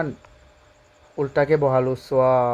2 নহয় স্টুডেন্টস 12 ইয়াত আমাক কৈছিলে কি 12 তো মই ইয়াত কি দিব লাগিব 12 তো 12 দিলে মই ভুল কৰিলো কৈছিলে যে x ৰ লগত এই সংখ্যাটোৰ লগত 12 যোগ কৰিলে সোৱাচোন এটো 12 যোগ কৰিলে হয়নে নহয় তো মই ইয়াত ভুলকে দিলো ন মই অকল 2 দি দিলো কিন্তু আমি সলভ কৰিব পাৰিম মানে নহয় 3 পূৰণ 2 3 পূৰণ 12 হৈ যাব আমাৰ কিমান 36 তো 3 দি দিয়া ইয়াতো 3 দি দিয়া তেন্তে ইয়াতো হৈ যাব 3 ইফালে হৈ যাব কিমান 12 হয়নে নহয় সোৱা হৈ গল 12 ওলাই গল বহুত ইজি আচ্ছা এটোৰ কাৰণে মই একেবাৰে সৰি মই ধ্যান নিদিলো ওকে সোৱা তো আমাৰ সংখ্যাটো কিমান ওলাল সো the number is কিমান 12 নাম্বাৰটো আমাৰ কিমান ওলাল 12 ওলাই গল নাম্বাৰ is 12 মই এখন ডিজাইন কে লিখিলো নাম্বাৰটো I hope you understand আনে নহয় বুজি পাইছা ন ইয়াত কি হৈছিলে মিস্টেকটো বুজি পাইছা মই 12 ৰ জায়গাত অকল 2 দি দিলো কিন্তু এটা এখন মিস্টেক নহয় সো ইয়াত যদি কিবা প্ৰবলেম হয় মোক জনাবা মোৰ নাম্বাৰটো মই আকৌ লিখি দিও 2547877877 এটো সবচে ইজি নাম্বাৰ হয় হয়নে নহয় মুখস্থ কৰিবলৈ নহয় এটো মোৰ কাৰণে ইজি কাৰণ মই এটো মোৰ নাম্বাৰ সো নাও এনেকুৱা এটা কোৱেশ্চন আমি আগত কৰি আহিছো কোৱেশ্চন কি নম্বৰ কোৱেশ্চনটো চাই কও পাৰিবা তোমালোকে ইয়াত কৈছে sum of 3 consecutive natural number is 45 find the numbers মই এটো তোমালোকক হোমৱৰ্ক দি দিও তোমালোকে এটো কৰিবা মোক WhatsApp-ত পঠাই দিবা কৰি কিনে তো এটো মই কৰাই দিম তোমালোকে এটো ভিডিও স্কিপ কৰি দিয়া অকনটো তো সো ইয়াত আমাক কৈছে যে সকলে নোৱাৰিবা এই সকলে so sum of 3 consecutive natural numbers কৈছে যে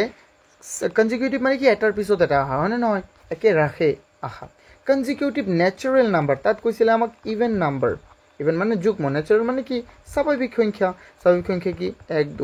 3 4 5 6 7 8 এনেকৈ আহি থাকিব না নাই আমাক কৈছে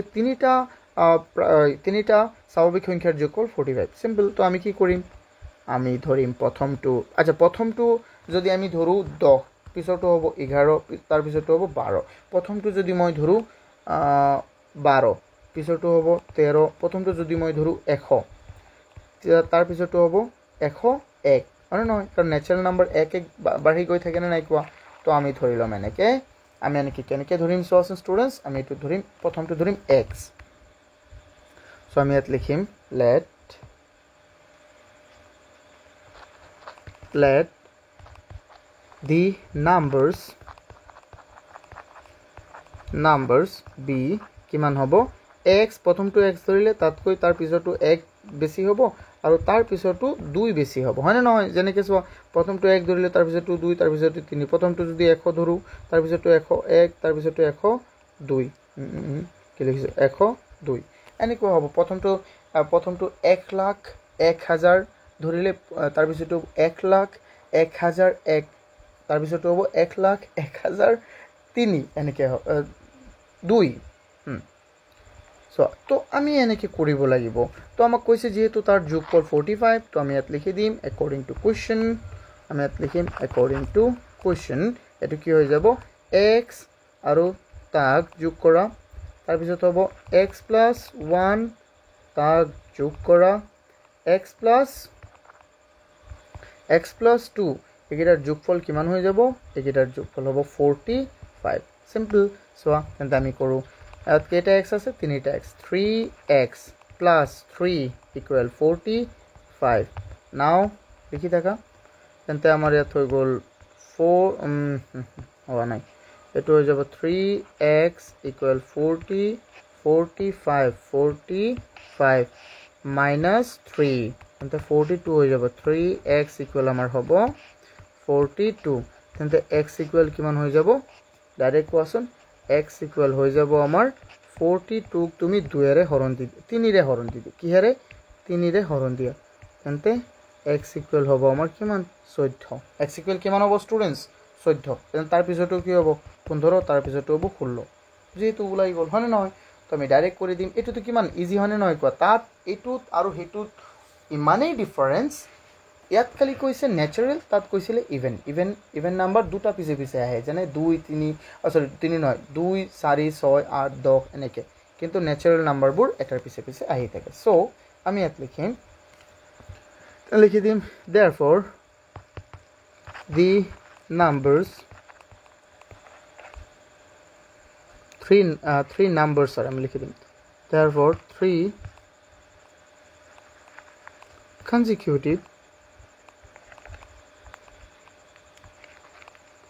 consecutive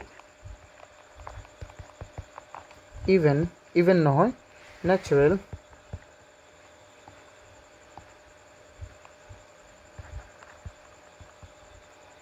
numbers are কিমান হৈ যাব 14 15 16 14 15 আৰু 16 বুজি পাইছা নে কোৱাচোন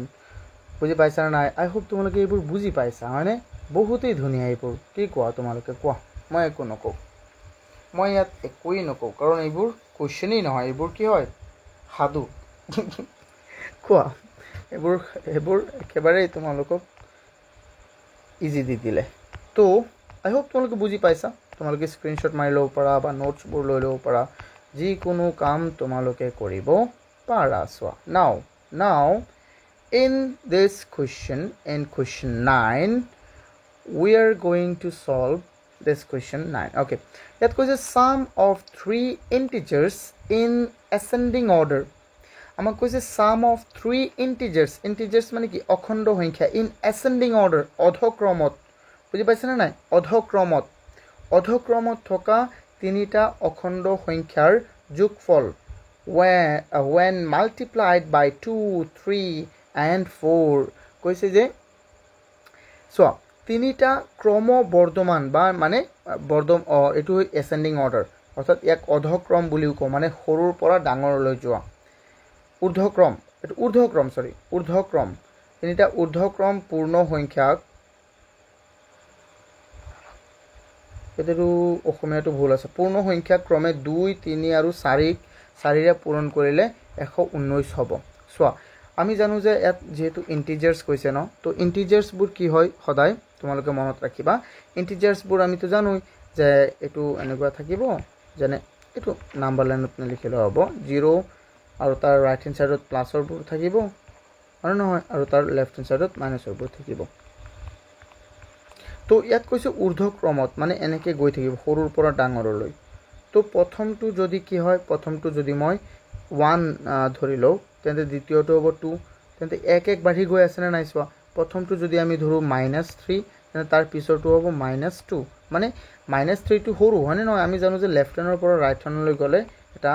ইন্টিজাৰত সদায় ডাঙৰ হৈ যায় তো প্ৰথম চোৱা এক এক বাঢ়ি গৈ আছে না কিন্তু প্ৰথমটো আমি না জানো কিমান ধৰিব লাগিব প্ৰথমটোক আমি ধৰিম x দ্বিতীয়টো হ'ব x + 1 তৃতীয়টো হ'ব x + 2 সিম্পল বহুত সিম্পল চোৱা তো আমি ইয়াত কি কৰিম সো স্টুডেন্টস আমি ইয়াত ডাইৰেক্ট লিখি দিম সলিউশন সো আমি ইয়াত কেনেকৈ লিখিম সলিউশনটো আমি ধৰি লম নাম্বাৰবোৰ let the numbers b আমি ধৰি লম নাম্বাৰবোৰ কি হ'ব প্ৰথমটো হ'ব x let the numbers be x x + 1 and x + 2 বুলি ধৰি লম now according to question আমাক কোৱেশ্চনত কি কৈছে according to কোৱেশ্চনত আমাক কৈছে যে যেতিয়া তুমি হিহঁতক ক্ৰমে কেনেকৈ মাল্টিপ্লাই কৰিবা 2 3 আৰু 4 অৰ্থাৎ প্ৰথমটোক 2 দ্বিতীয়টোক 3 ৰে আৰু তৃতীয়টোক 4 ৰে মাল্টিপ্লাই কৰিবা তেন্তে ইহঁতৰ যোগফলটো কিমান হ'ব 119 তেন্তে প্ৰথমটোক আমি মাল্টিপ্লাই কৰো 2 ৰে মাল্টিপ্লাই কৰিব লাগিব 2 * x প্লাস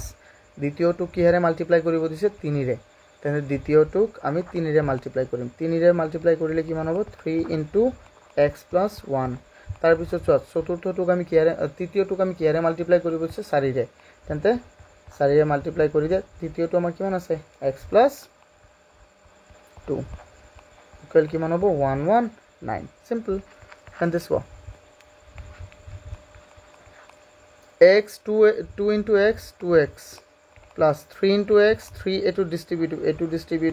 ডিস্ট্ৰিবিউটিভ তোমালোকে তো এইবিলাক কৰিব জানাই হয়নে নহয় 3 * x 3x plus 3 * 1 3 4 * x 4x plus 4 * 2 8 4 * 2 কিমান হৈ গ'ল 8 ইকুৱেল 119 তো আমি চাও ইয়াত হৈ গ'ল আমাৰ 2 কিমানটা হৈ গ'ল x ইফালে দুটা তিনিটা পাঁচটা আৰু চাৰিটা 9টা x আৰু সংখ্যা কিমান হৈ গ'ল 3 আৰু 4 হৈ গ'ল আমাৰ কিমান 11 আৰু ইফালে আছে 119 তো 9x ইকুৱেল হৈ গ'ল আমাৰ +11 ইফালে গ'লে কি হৈ যাব -11 তো 9x ইকুৱেল 108 কিমান হৈ যাব 8 হৈ যাব সিম্পল 108 আৰু কি কৈ আছো 108 তো 9 ইকুৱেল হ'ব জানো x ইকুৱেল কিমান হৈ যাব 9 ইয়াত পুৰণ ইফালে গ'লে হৰণ 108 divided by 9 and x will be so 10 9 10ত যাব একবাৰ এক বাকি থাকিল 18ত যাব দুবাৰ মানে নহয় দুবাৰ 12 বাৰ তো x ইকুৱেল আমাৰ কিমান হৈ যাব 12 সিম্পল তো আমি ইয়াত লিখি দিম therefore the numbers are প্ৰথমটো আছিল x অৰ্থাৎ 12 তেন্তে তাৰ পিছতো হ'ব 13 তাৰ পিছতো হৈ যাব আমাৰ 14 বহুতই সহজ হয় নহয় কোৱা আই হোপ তোমালোকে কিটা বুজি পাই আছা হয় নাই বাৰু বুজি পাই আছা চোৱা বুজি পাইছা না নাই কোৱা এইবোৰ এতিয়া চোৱা ষ্টুডেন্টস যদি এটো বুজি পাইছা বহুতই ধুনিয়া একো চিন্তা কৰিবলগীয়া নাই তো আমি চাম নেক্সট কোৱেশ্চনটো কি আছে চাও বলা আমি ওলাই লও নেক্সট কোৱেশ্চনটো ইয়াত আমাক দিয়া আছে কোৱেশ্চন 10 ত আমাক কি কৈছে after 20 years Smita's age will be 4 years less than 5 times her present age. কৈছে যে তাৰপিছত কৈছে what is Smita's present age, অৰ্থাৎ বৰ্তমান স্মিতাৰ প্ৰেজেণ্ট বৰ্তমান এজটো কিমান হ'ব, বয়সটো কিমান হ'ব। অ'কে, ইয়াত আমাক কৈছে আফটাৰ 20 years, মানে 20 বছৰ পিছত Smita's age will be 4 years less than 5 times of her present age. 20 বছৰ পিছত স্মিতাৰ বয়সটো কিমান হ'ব জানা, বৰ্তমান বয়সটো যিমান আছে তাৰ 5 গুণতকৈ 4 বছৰ কম হ'ব। চোৱা 4 years less than 5 times, times মানে কি গুণ হ'ব। আচ্ছা, এইটো কিমান কিউট কুৱেশ্যন হয় চোৱাচোন। চোৱা কেনেকৈ চাবা তোমালোকে। যদি মই ধৰি লওঁ যে স্মিতাৰ বৰ্তমান বয়সটো কিমান, যদি মই ধৰি লওঁ স্মিতাৰ বৰ্তমান বয়সটো হৈ গ'ল আমাৰ কিমান 10 বছৰ, তেন্তে 20 বছৰ পিছত তাইৰ বয়সটো কিমান হ'ব। 20 বছৰ পিছত ক'লে সদায় আমি কি কৰি দিম, যোগ কৰি দিম নে নাই কোৱা, তেন্তে এইটো হৈ যাব 30। কৈছে যে এইটোতো আমি ধৰিছোঁ এনে 30, কিন্তু আমি ধৰিলোঁ, কিন্তু এইটো কেনেকৈ কৈছে চোৱা আমি এনেকৈ কৰিম। আমাক কৈছে 20 বছৰ পিছত তাৰ বয়সটো কিমান হ'ব, তাৰ 5 গুণ, বৰ্তমান বয়সৰ 5 গুণ, বৰ্তমান আছে 10, তেন্তে তাৰ 5 গুণতকৈ অৰ্থাৎ পূৰণ কৰি দিবা, তাতকৈ কিমান কম হ'ব 4 বছৰ, অৰ্থাৎ 50 আৰু তাতকৈ 4, চ' 46 years হ'ব। তো আমিতো এনেকৈ কৰিলেতো নহ'ব, মানে এইটো আমি ধৰিছোঁহে, মানে বুজি পাইছেনে নাই। তো যদি আমি ধৰি লওঁ বৰ্তমান বয়সটো x, তেন্তে 20 বছৰ পিছত হ'ব x + 20, হয়নে নহয়। কৈছে যে আকৌ তাৰ বৰ্তমান বয়সটো কেনেকৈ হ'ব কোৱাচোন, তাৰ বৰ্তমান বয়সৰ 5 গুণতকৈ, তাৰ বৰ্তমান বয়সৰ 5 গুণতকৈ 4 কম হ'ব। তেন্তে এইটো কি সেই বয়সটোৰ কথা কৈছে নাই, কোন বয়সটো, এই বয়সটোৰ কথা, অৰ্থাৎ ইয়াক আমি লিখিব পাৰিম 5x - 20। এইটো হৈ গ'ল আমাৰ ইকুৱেশ্যনটো। আই হোপ তোমালোকে বুজি পাইছা, হয়নে নহয় কোৱা। আই হোপ তোমালোকে বুজি পাইছা। তো আমি প্ৰথমে ধৰি ল'ম। আচ্ছা, পাছত ক'লে তোমালোকে বিয়োগ নকৰিবা। মই যদি কওঁ যে যদি ধৰি লোৱা তোমাৰ বয়সটো এতিয়া 15 বছৰ, তেন্তে 5 বছৰ আগত বিফ'ৰ 5 years কি আছিলে, 10 বছৰ আছিলে, 5 বছৰ পিছত কি হ'ব 20 বছৰ, হয়নে নহয় কোৱা। ঠিক একেদৰে আমি এইবিলাক বস্তু বয়সৰ কুৱেশ্যনবোৰ আমি কৰিব লাগে। নাও সলভ ইট। আমি ইয়াত ধৰি ল'ম লেট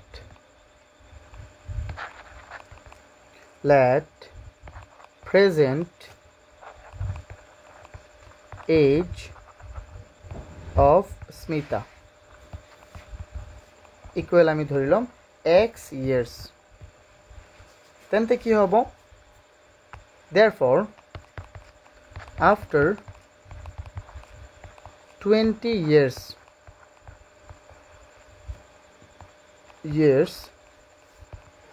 her age কিমান হৈ যাব x + 20। তো ইয়াত আমি এইটো ব্ৰেকেট দি ইয়াৰ্ছ লিখিলে ভাল হ'ব বেছি, হয় নে নহয়, ইয়াৰ্ছ। অ'কে, তো আমি ইয়াত লিখি দিম এতিয়া একৰ্ডিং টু কুৱেশ্যন। আমাক কৈছে যে তাৰ 20 বছৰ পিছৰ বয়সটো কিমান হ'ব জানা, এইটো তাৰ 20 বছৰ পিছৰ বয়সটো, হয় নে নহয়। তো আমি ইয়াত কি লিখি দিম x + 20। এই 20 বছৰ পিছৰ বয়সটো কাৰ সমান হ'ব জানা, তাইৰ বৰ্তমান বয়সটো x, তাৰ 5 গুণতকৈ কিমান 4 কম হ'ব। চিম্পল, যিমান কৈছে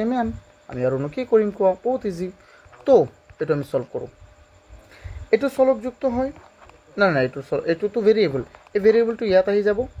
আৰু এই 5xটো ইফালে গুচি যাব, হয়নে নহয়। তো আমি সলভ কৰিছোঁ, তেন্তে x - 5x = -4 - 20, তেন্তে আমাৰ কিমান হ'ব -4x, আৰু ইফালে হৈ যাব -24। তো চোৱা x = কিমান হ'ব, এইবিলাক মাইনাছ আমি এতিয়া কাটি দিব পাৰিম, হয় নে নহয়, মাইনাছ ইয়াত নাকাটো। চোৱা তেন্তে x = আমাৰ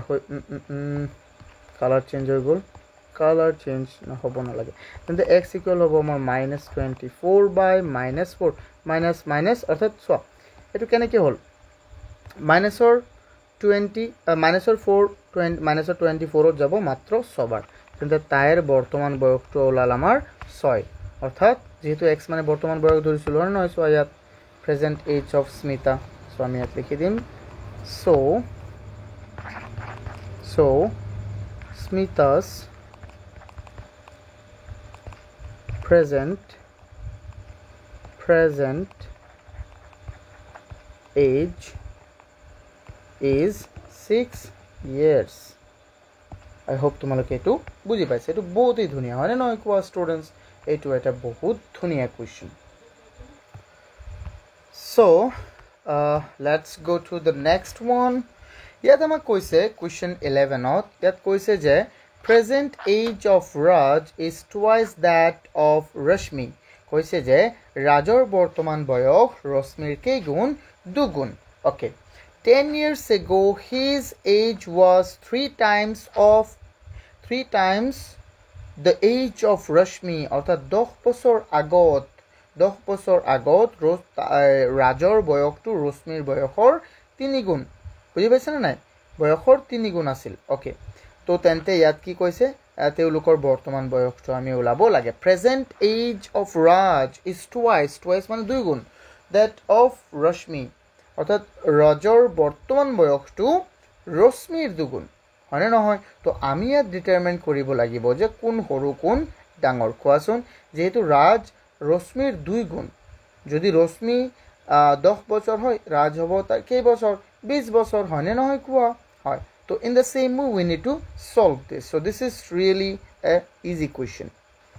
তেন্তে আমি কি কৰিলাম আমি ইয়াত ধৰি লব লাগিব হয় নহয় আমি তো না জানো তো আমি ইয়াত ধৰিম let সোয়া আমি সলিউশনটো লিখিলো প্ৰথমে let আমি ধৰিলাম কি ধৰিলাম present age of Rashmi হয় নহয় let the present age of Rashmi কিমান হ'ব আমি ধৰিম Rashmi equal x years আমি ধৰিম x years okay তেন্তে কি হৈ যাব according to question according to বা আমি ডাইরেক্ট then দি দিও then present age of Raj equal কিমান হ'ব ৰশ্মিৰ 2 গুণ সো আয়াত কৈছে Raj is twice that of Rashmi তেন্তে ৰশ্মিৰ 2 গুণ হল Raj তেন্তে 2x হ'ব 2x years okay simple বহুত simple তো আমি লিখিম now অকমান এটো জুম আউট কৰি দিও মানে so but now লিখিম now 10 years ago কিমান years ago 10 years ago কার বয়সটো হ'ব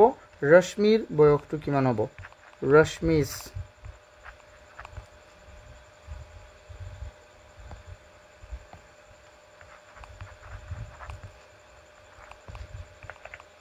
ৰশ্মিৰ বয়সটো কিমান হ'ব যেহেতু আজি বৰ্তমান ৰশ্মিৰ বয়সটো x তেন্তে 10 বছৰ আগত মানে কি হ'ব মাইনাস হ'ব না মই অথনি কৈছিলো x minus 10 years আকৌ ৰাজৰ বয়সটো হ'ব Raj age এটো হৈ যাব আমাৰ 2x minus 10 হয় না নহয় তাৰো 10 বছৰ কমিব 10 বছৰ আগত yes এতিয়া সোয়া according to question এতিয়া আমি লিখি দিম according to question কি হৈ যাব কোৱাচোন আমাৰ হ'ব যে সোয়া ইয়াত আমাক কি কৈছে যে তাৰ 3 গুণ আছিল কোত 10 বছৰ আগত ৰাজৰ বয়স ৰশ্মিৰ বয়সৰ 3 গুণ আছিল আচ্ছা ৰাজৰ বৰ্তমান বয়সটো কি 10 বছৰ আগৰ বয়সটো কিমান 2x minus 10 তো আমি ইয়াত লিখিম 2x minus 10 ইকুৱেল তাৰ কে ৰশ্মিৰ বয়সৰ কেই গুণ আছিল 3 গুণ কিন্তু পূৰণ 3 কৰা ৰশ্মিৰ 10 বছৰ আগৰ বয়সটো কিমান x minus 10 এটো সলভ কৰিলে আমাৰ হৈ যাব now we just need to solve it and we will get the answer so how can we solve it so 2x minus 10 it will have distributive property so 3 into x 3x minus 3 into 10 30 তো 2x minus 3x equal minus 30 আৰু plus 10 আৰু নহয় বুজি পাইছা মই কি কৰিছো 3x ইয়াত আছে তাত গল প্লাস আসলে মাইনাস হল মাইনাস 10 ইফালে আহিল প্লাস হৈ গল তো মাইনাসৰ এটা x থাকি গল আৰু ইফালে থাকি যাব মাইনাসৰ 20 কেনেকৈ হ'ব মাইনাস 30 ৰ পৰা প্লাস 10 তাত যদি যোগ হয় তেন্তে কিমান হৈ যাব মাইনাস 20 হ'ব তো ইফালে মাইনাস আছে কাটি যাব হয় নহয় কেনেকৈ কাটিব মই কাটি দিছো ইফালে মাইনাস তো x ইকুৱেল আমাৰ কিমান হৈ গল 20 এটাকে বৰ্তমান এটো বৰ্তমান বয়সটো মই x মান কি আছিল present age of Rashmi তো মই ইয়াত লিখি দিম ডাইৰেক্ট মই এটো কপি কৰি লও হা কপি মই ইয়াত লিখি দিম therefore so paste কৰি দিলো মই এটা মই লিখি দিম therefore present age of Rashmi equal কিমান হৈ যাব আৰু এটো মই লিখি দিম কি হ'ব কোৱাচোন বৰ্তমান বয়সটো হ'ব আমাৰ ৰশ্মিৰ বৰ্তমান বয়সটো কিমান হ'ব 20 years আৰু ৰাজৰ বৰ্তমান বয়সটো কিমান হ'ব যেহেতু দুই গুণ আছিল ৰশ্মিৰ তেন্তে 40 years okay done this is so easy হয়নে নহয় সো যদি কলে তেন সো তুমি নিজেই বুজিবা যদি তোমাৰ বয়সটো 15 10 বছৰ আগত মাইনাস হ'ব অৰ্থাৎ তোমাৰ বয়সটো আছিল 10 বছৰ আগত 5 বছৰ আৰু 10 বছৰ পাছত সদায় পাছত কলে প্লাস হ'ব আফটাৰ কলে প্লাস হ'ব তেন্তে এটো হৈ যাব কিমান 25 কিমান হৈ যাব 25 আই হোপ তুমি এটো বুজি পাইছা তো এটো কনসেপ্ট যদি বুজি পোৱা তুমি নিজৰ মনতে চেষ্টা কৰাচোন কল্পনা কৰিবলৈ এইবোৰ বস্তুটা নিজৰ মনতে আমি কৰিব লাগে এতিয়া বেছি সহজ হয় আমাৰ হয়নে okay now we are going to solve the next question এই কোৱেশ্চনটো আমাক কি কৈছে সোৱা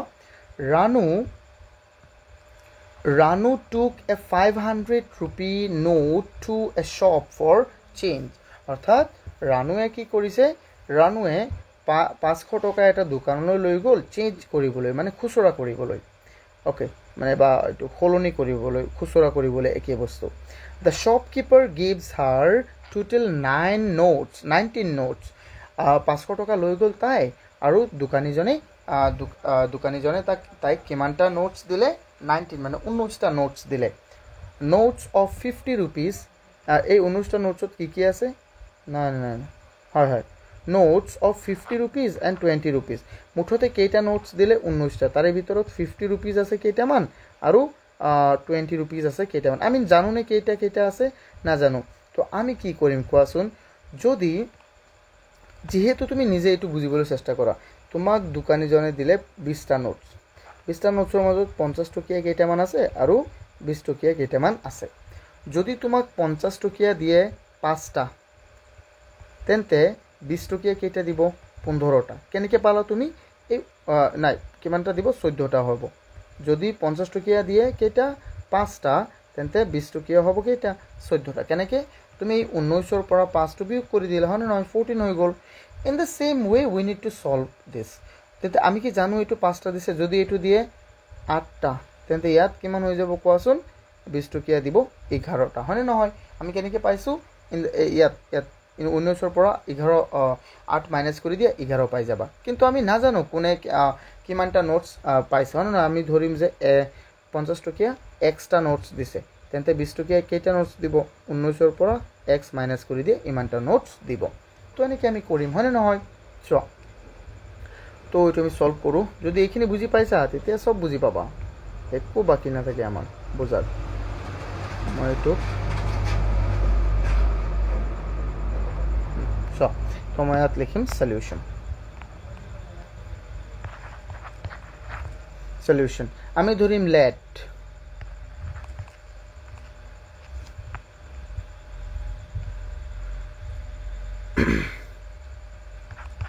total notes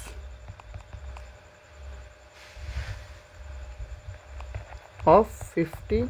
rupees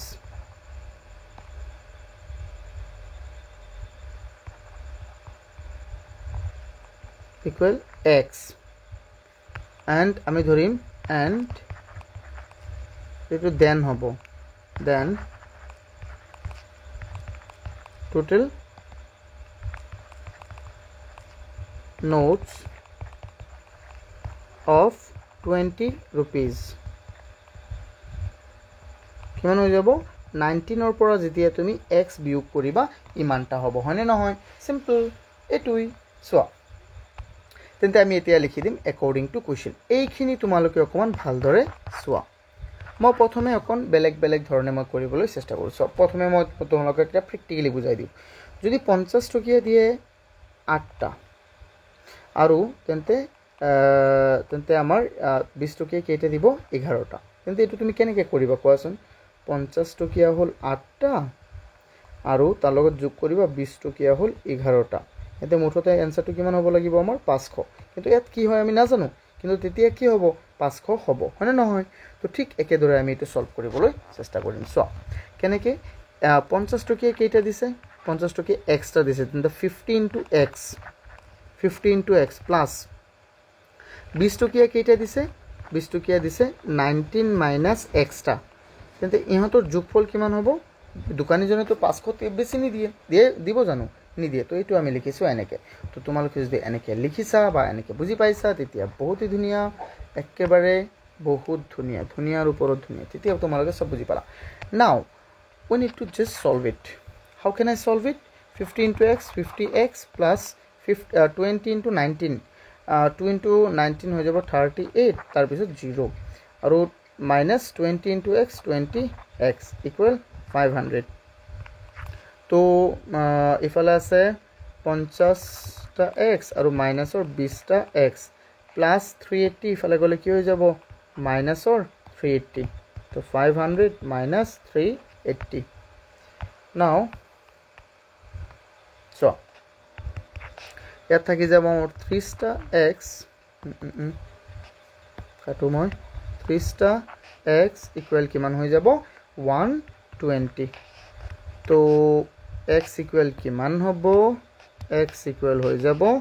120 তুমি 30 ৰে হৰণ দি দিয়া সো এটো কেনেকৈ কাটিব 0 0 গল 3 12 গল 4 বাৰ তেন্তে আমাৰ x ইকুৱেল কিমান হৈ গল x ইকুৱেল আমাৰ হৈ গল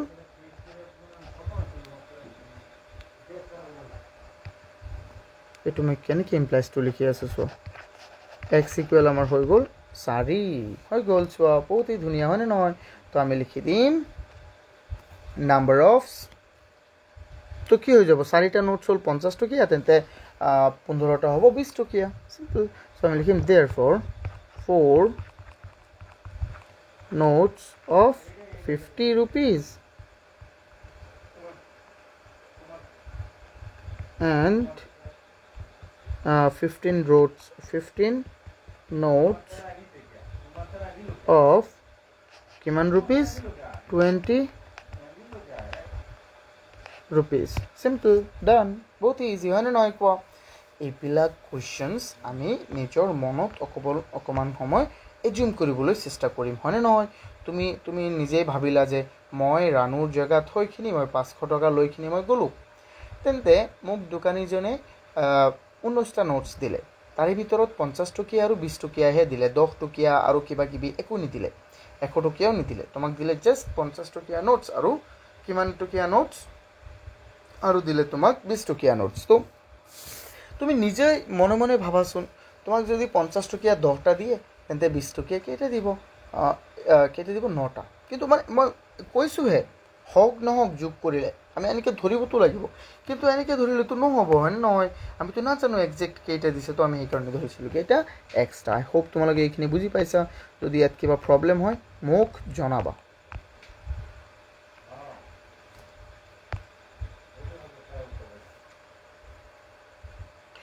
So students, a question 13 tamak ki diya ase so question 13 tamak koise the price of each ticket for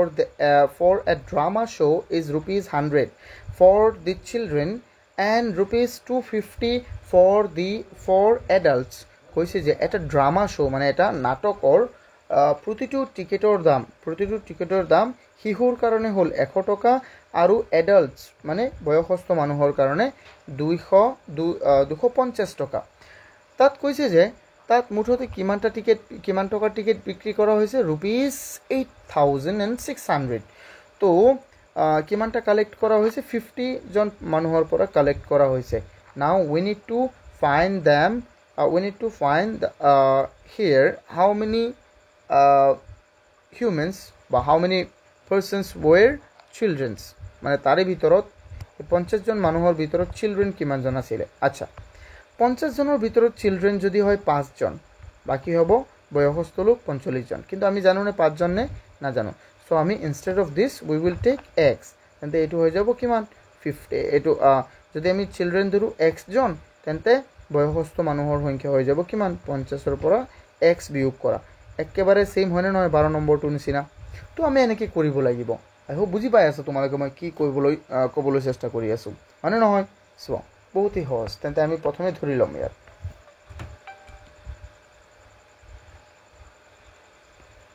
students এতিয়া চোৱা আমি এটো ডাইৰেক্ট সলভ কৰি দিও বহুতই ধুনিয়া হয় এটো কোৱেশ্চন যদি তোমালোকে কোৱেশ্চন 12 টো বুজি পাইছা তেন্তে এটো তোমালোকৰ কাৰণে একেবাৰে পিস অফ কেক একেবাৰে পানী আৰু নহয় এটো নো কি আকৌ let আমি ধৰি লম let কি ধৰিম number of children number of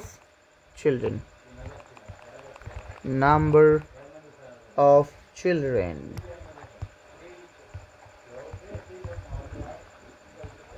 আমি কিমান ধৰিম children equal হৈ যাব আমাৰ x হয়নে নহয় কোৱা therefore adults কিমান হ'ব therefore number of adults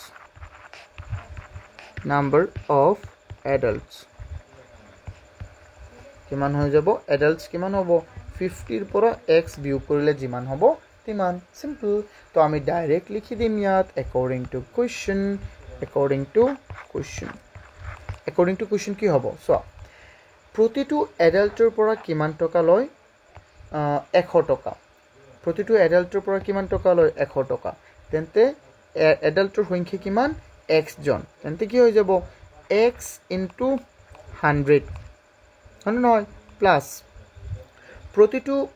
প্ৰতিটো এডাল্টৰ নহয় প্ৰতিটো চিলড্ৰেনৰ পৰা 100 টকা লয় আৰু প্ৰতিটো এডাল্টৰ পৰা কিমান টকা লয় 250 তেন্তে এডাল্টৰ সংখ্যা কিমান এডাল্টৰ সংখ্যা হৈ গল 50 minus x এডাল্টৰ সংখ্যা কিমান 50 minus x আৰু প্ৰতিটো এডাল্টৰ পৰা কিমান লয় 250 টকা কিমান 250 মুঠতে কিমান টকা হৈছিল 8600 টকা হৈ গল কিমান ইজি হয় নহয় তো আমি ইয়াত কৰি দিম এনেকৈ সলভ কৰি থাকিম ইয়াক সোৱাচোন 8 এটো হৈ যাব আমাৰ 100x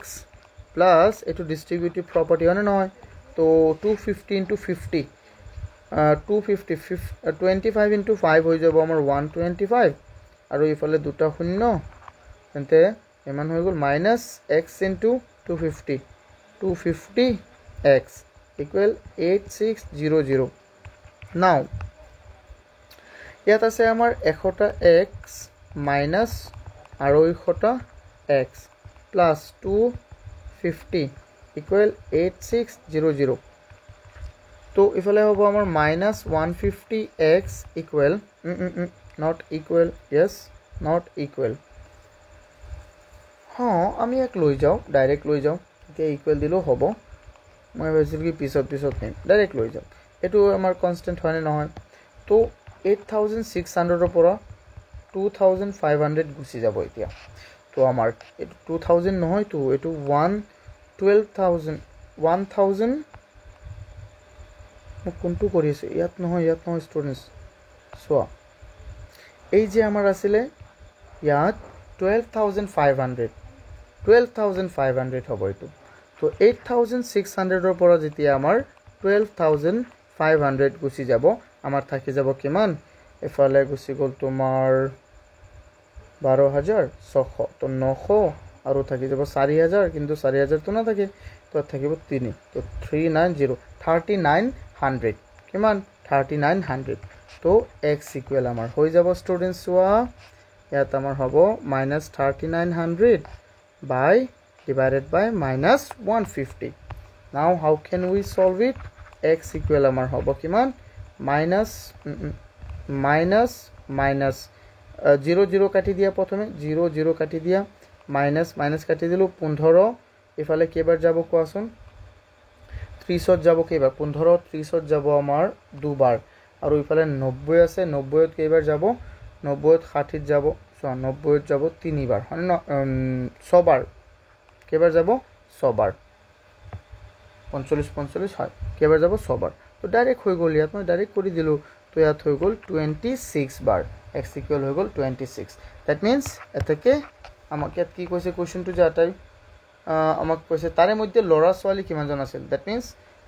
how many of them R children তেন্তে চিলড্ৰেনৰ সংখ্যা আমি কিমান ধৰিছিলোঁ x তেন্তে আমি ইয়াত লিখিম so number of children বা therefore there are total 26 children হয় নহয় there were how many children 26 children I hope বুজি পাই আছা তোমালোকে এইটো হয় নহয় কোৱা বহুতই সহজ হয়নে বাৰু হয় দেখা পাইছানে ওকে আচ্ছা যদি আমাক কোৱেশ্চনটো সুধিলেহেঁতেন যে তেন্তে এডাল্ট কিমান হ'ব মুঠতে আছে আমাৰ কেইজন মুঠতে আছে আমাৰ 50 জন তাৰে ভিতৰত যদি 26 জন কি হৈ যায় এডাল্ট 26 জন যদি আমাৰ চিলড্ৰেন হয় তেন্তে এডাল্ট কিমান হ'ব আমি 26 বিয়োগ কৰিব লাগিব মানে নহয় আমি 26 বিয়োগ কৰিব লাগিব এটা হৈ যাব আমাৰ কিমান 24 বুজি পাইছা নাই কোৱা যদি এনেকৈ ক'লেহেঁতেন বাট আমাক কোৱা নাই তো কি দৰকাৰ আমি কোৱাৰ চোৱা এইটো চোৱা ভালদৰে অকমান যদি তাত কিবা ডাউটছ হয় প্লিজ মোক জনাবা হ্যাঁ কিবা অকনো ডাউট থাকিলে মোক জনাবা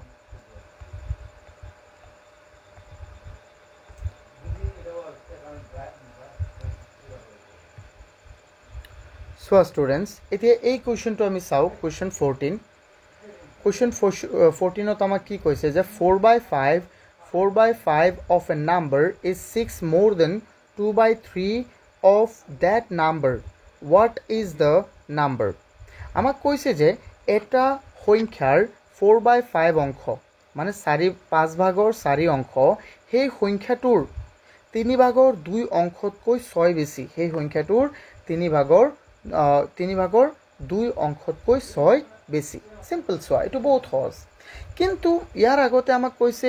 অফ এ নাম্বাৰ কি সংখ্যা আমি জানো না জানো আমাক কৈছে যে এটা সংখ্যাৰ 4 ভাগৰ 5 ভাগৰ 4 অংশটো 3 ভাগৰ 2 অংশতকৈ 6 বেছি তো এটো আমি কেনেকৈ সলভ কৰিম চাবা হ্যাঁ চোৱা এটো সলভ কৰা বহুতেই ধুনিয়া চোৱা তো আমি ইয়াত লিখিম সলিউশন আমি ইয়াত লিখিম কি সলিউশন হাউ আমি প্ৰথমে জানিব লাগিব যে সংখ্যাটো কি হয় আমি সংখ্যাটো একো না জানো যদি 10 হয় তেন্তে 10 বাট আমি না জানো মানে নহয় তো আমি ধৰি লম x তো আমি লিখিম ইয়াত let the number be x according to question তেন্তে আমি লিখি দিম according to question কিমান হ'ব কৈছে চোৱা এতিয়া ধ্যান দিয়া ভালকে 4/5 of a number 4/5 of a number কিমান হ'ব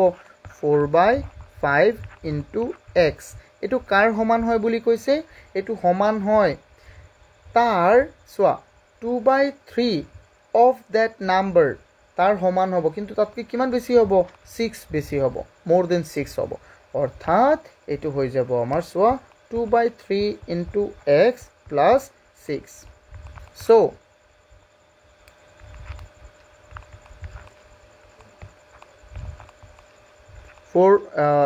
উপৰ পূৰণ হৈ যাব ডাইৰেক্ট আমি পূৰণ কৰি দিওঁ 4 চোৱা এটোৰ তলত 1 আছে 1 আমি জানো যে ভগ্নাংশৰ তলত পূৰণ হ'লে তলত পূৰণ হ'ব ওপৰত পূৰণ হ'ব 5 into 1 5 4 into x 4x simple ঠিক একেদৰে আমি কৰিম equal 2 into x 2x by 3 plus 6 এই দুটা বস্তু মিলিবনে নাই কোৱা একেটা সলভ যুক্ত তো ইহঁতক আমি এক লগ কৰি দিম তো এক লগ কৰি দিলে কিমান হ'ব 4x by 5 minus 2x by 3 equal 6 তো চোৱা 5 আৰু 3 ৰ লহাগু কিমান হ'ব 15 কিমান হ'ব 15 5 ইয়াত যাব 3 বাৰ 3 পূৰণে 4 3 পূৰণ 4 কিমান হৈ যাব 12x minus 3 ইয়াত যাব 5 বাৰ 5 পূৰণ 2 হৈ যাব আমাৰ 10 ইফালে আছে আমাৰ কিমান 6 সো ইফালে আছে আমাৰ কিমান 6 তো এতিয়া চোৱাচোন ষ্টুডেণ্টছ এতিয়া আমাৰ ইয়াত আছে 10টাৰ 15 আচ্ছা মই ইয়াত 5 নিউ এই 15 ইয়াৰ পৰা গুচি যাব যদি 15 ইয়াত হৰণ ইফালে গ'লে হ'ব পূৰণ 10টাৰ পৰা 12টাৰ পৰা 10টা গুচি গ'লে 10টা গুচি গ'লে থাকিব 2টা x আৰু ইফালে 6 * 15 তেন্তে 2x ইকুৱেল হৈ যাব আমাৰ কিমান 30 not 30 কিমান হৈ যাব 90 তেন্তে x ইকুৱেল হৈ যাব 90/45 তেন্তে x ইকুৱেল কিমান হ'ব 2 x ইকুৱেল কিমান মই কি কৈ আছো চোৱা 2 that হৈ গ'ল 45 simple so আমি ইয়াত লিখি দিম so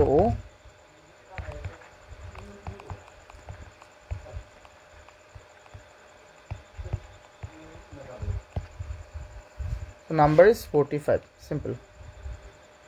বুজি পাইছানে বহুতেই সহজ এটো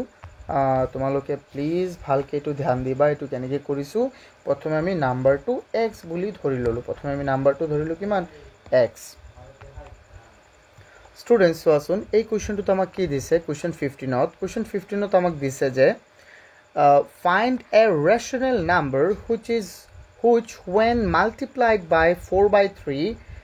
and then subtract 2/5 from the product gives -8/15 অর্থাৎ এটা পরিমেয় সংখ্যা উলিওয়া যাক 4/3 ৰে পূৰণ কৰি পিছত 2/5 ৰে বিয়োগ কৰিলে -8/15 পোৱা যায় সিম্পল চোৱাচোন এটা আমাৰ বহুতেই সহজ এটো আমি কেনেকৈ সলভ কৰিম চোৱা তো ইয়াত আমাক কৈছে এটা পৰিমেয় সংখ্যা যাৰ লগত তুমি প্ৰথমে 4/3 পূৰণ কৰিব দিছে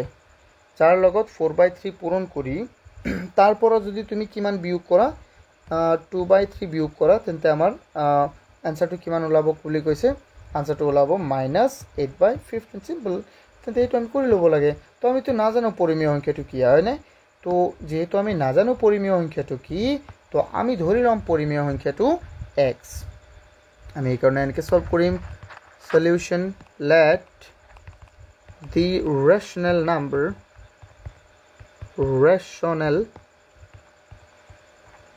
number be x so according to question কিমান হৈ যাব so 4/5 এটা এই সংখ্যাটো কিহৰ লগত পূৰণ কৰিব দিছে সংখ্যাটোৰ লগত এই সংখ্যাটোক 4/5 লগত যদি পূৰণ কৰা তাৰ পৰা বিয়োগ যদি কৰি দিয়া কিমান 2/5 তাৰ পৰা যদি কিমান বিয়োগ কৰা 2/5 তেতিয়া এই বিয়োগফলটো কিমান হ'ব -8/15 তো এটো আমি কেনেকৈ সলভ কৰিম x * 4 4x / 5 আকৌ মাইনাস এটো 5 নহয় স্টুডেন্টস এটো 2 নহয় 5 হ'ব সো তাত আছে 2/5 ইকুৱেল -8/15 তো 4x / 5 equal -8/15 and 2/5 4x / 5 equal 5 আৰু 15 লহাগু কিমান হৈ যাব স্টুডেন্টস কোৱাচোন 5 আৰু 15 লহাগু আমাৰ হৈ যাব ইয়াত সিম্পলি কৰি দিয়া এটো 5 আৰু 15 লহাগু হৈ যাব আমাৰ 15 এবাৰ 1 পূৰণ 8 আৰু মাইনাস আছে মাইনাস আকৌ -15 ইয়াত যাব এই 5 15 যাব 3 বাৰ কেবাৰ 3 বাৰ 3 পূৰণ 2 হৈ যাব আমাৰ 6 তো চোৱাচোন স্টুডেন্টস ইয়াত আমি কি কৰিব পাৰো ইয়াত আমি লিখি দিম 4x / 5 equal minus কিমান হৈ যাব -14 মাইনাস এ হ'ব নে নাই কো সো ইয়াত মাইনাস নহয় সো ইয়াত যেহেতু মাইনাস আছে এটো বস্তু ইফালে আহিলে কি হৈ যাব প্লাস তেন্তে ইয়াতো হ'ব প্লাস তো ইয়াতো প্লাস নহয় ইয়াতো 14 নহয় ইয়াত হ'ব -2 আৰু তলত আছে 15 তো সোয়া এই 5 টু ইয়াত হৰণ হিফালে গলে কি হ'ব পূৰণ তো 4x equal -2/15 into 5 তো 5 5 ত যাব এবাৰ ইয়াত যাব 3 বাৰ তো সোয়াচোন 4x ইকুৱেল হৈ যাব আমাৰ কিমান ইয়াত ওপৰত হ'ব আমাৰ কিমান ষ্টুডেণ্ট কোৱা ওপৰত আছে -2 বাই তলত হৈ যাব আমাৰ কিমান 3 সো ইয়াত প্ৰথমে 4/3 দিয়া আছিলে এগেইন মই উল্টাকে লিখি দিলোঁ ইয়াত 4/3 হ'ব তেন্তে ইয়াতো 3 হ'ব এগেইন ইয়াতো 3 হ'ব এগেইন ইয়াতো 3 হ'ব আৰু ইয়াতো 3 হ'ব দেন ইয়াত 3 টো সো ইয়াত যে 3 এটা আছে ন এই 3 টো ইয়াত কেইবাৰ যাব 5 বাৰ ইয়াত কেইবাৰ হৰণ যাব 3 ইয়াত হ'ব আমাৰ 3 আৰু 3 ইয়াত কেইবাৰ হৰণ যাব 5 বাৰ তো তলত থাকি যাব আমাৰ কিমান 5 সো তো x ইকুৱেল আমাৰ হ'ব সেইকাৰণে মই কিমান একে লাগাতাৰ কৰি আছোঁ সো তো ইয়াত হ'ব -2/5 * 4 তো 2 ইয়াত যাব দুবাৰ ইয়াত যাব কেইবাৰ বা মই এনেকৈ নহয় মই ডাইৰেক্ট কৰিম ৰ'বা সো ইয়াত হৈ গ'ল আমাৰ x ইকুৱেল হৈ যাব কিমান -2/20 ইয়াত যাব 10 বাৰ ইয়াত যাব মাইনাছৰ 1 বাৰ তো x ইকুৱেল হৈ গ'ল আমাৰ -1/10 তো আমি লিখি দিম therefore the rational number the required rational number is -1/10 হয় নহয় I hope তোমালোকে এইকেইটা বুজি পাইছা কিবা অসুবিধা হ'লে প্লিজ মোক জনাবা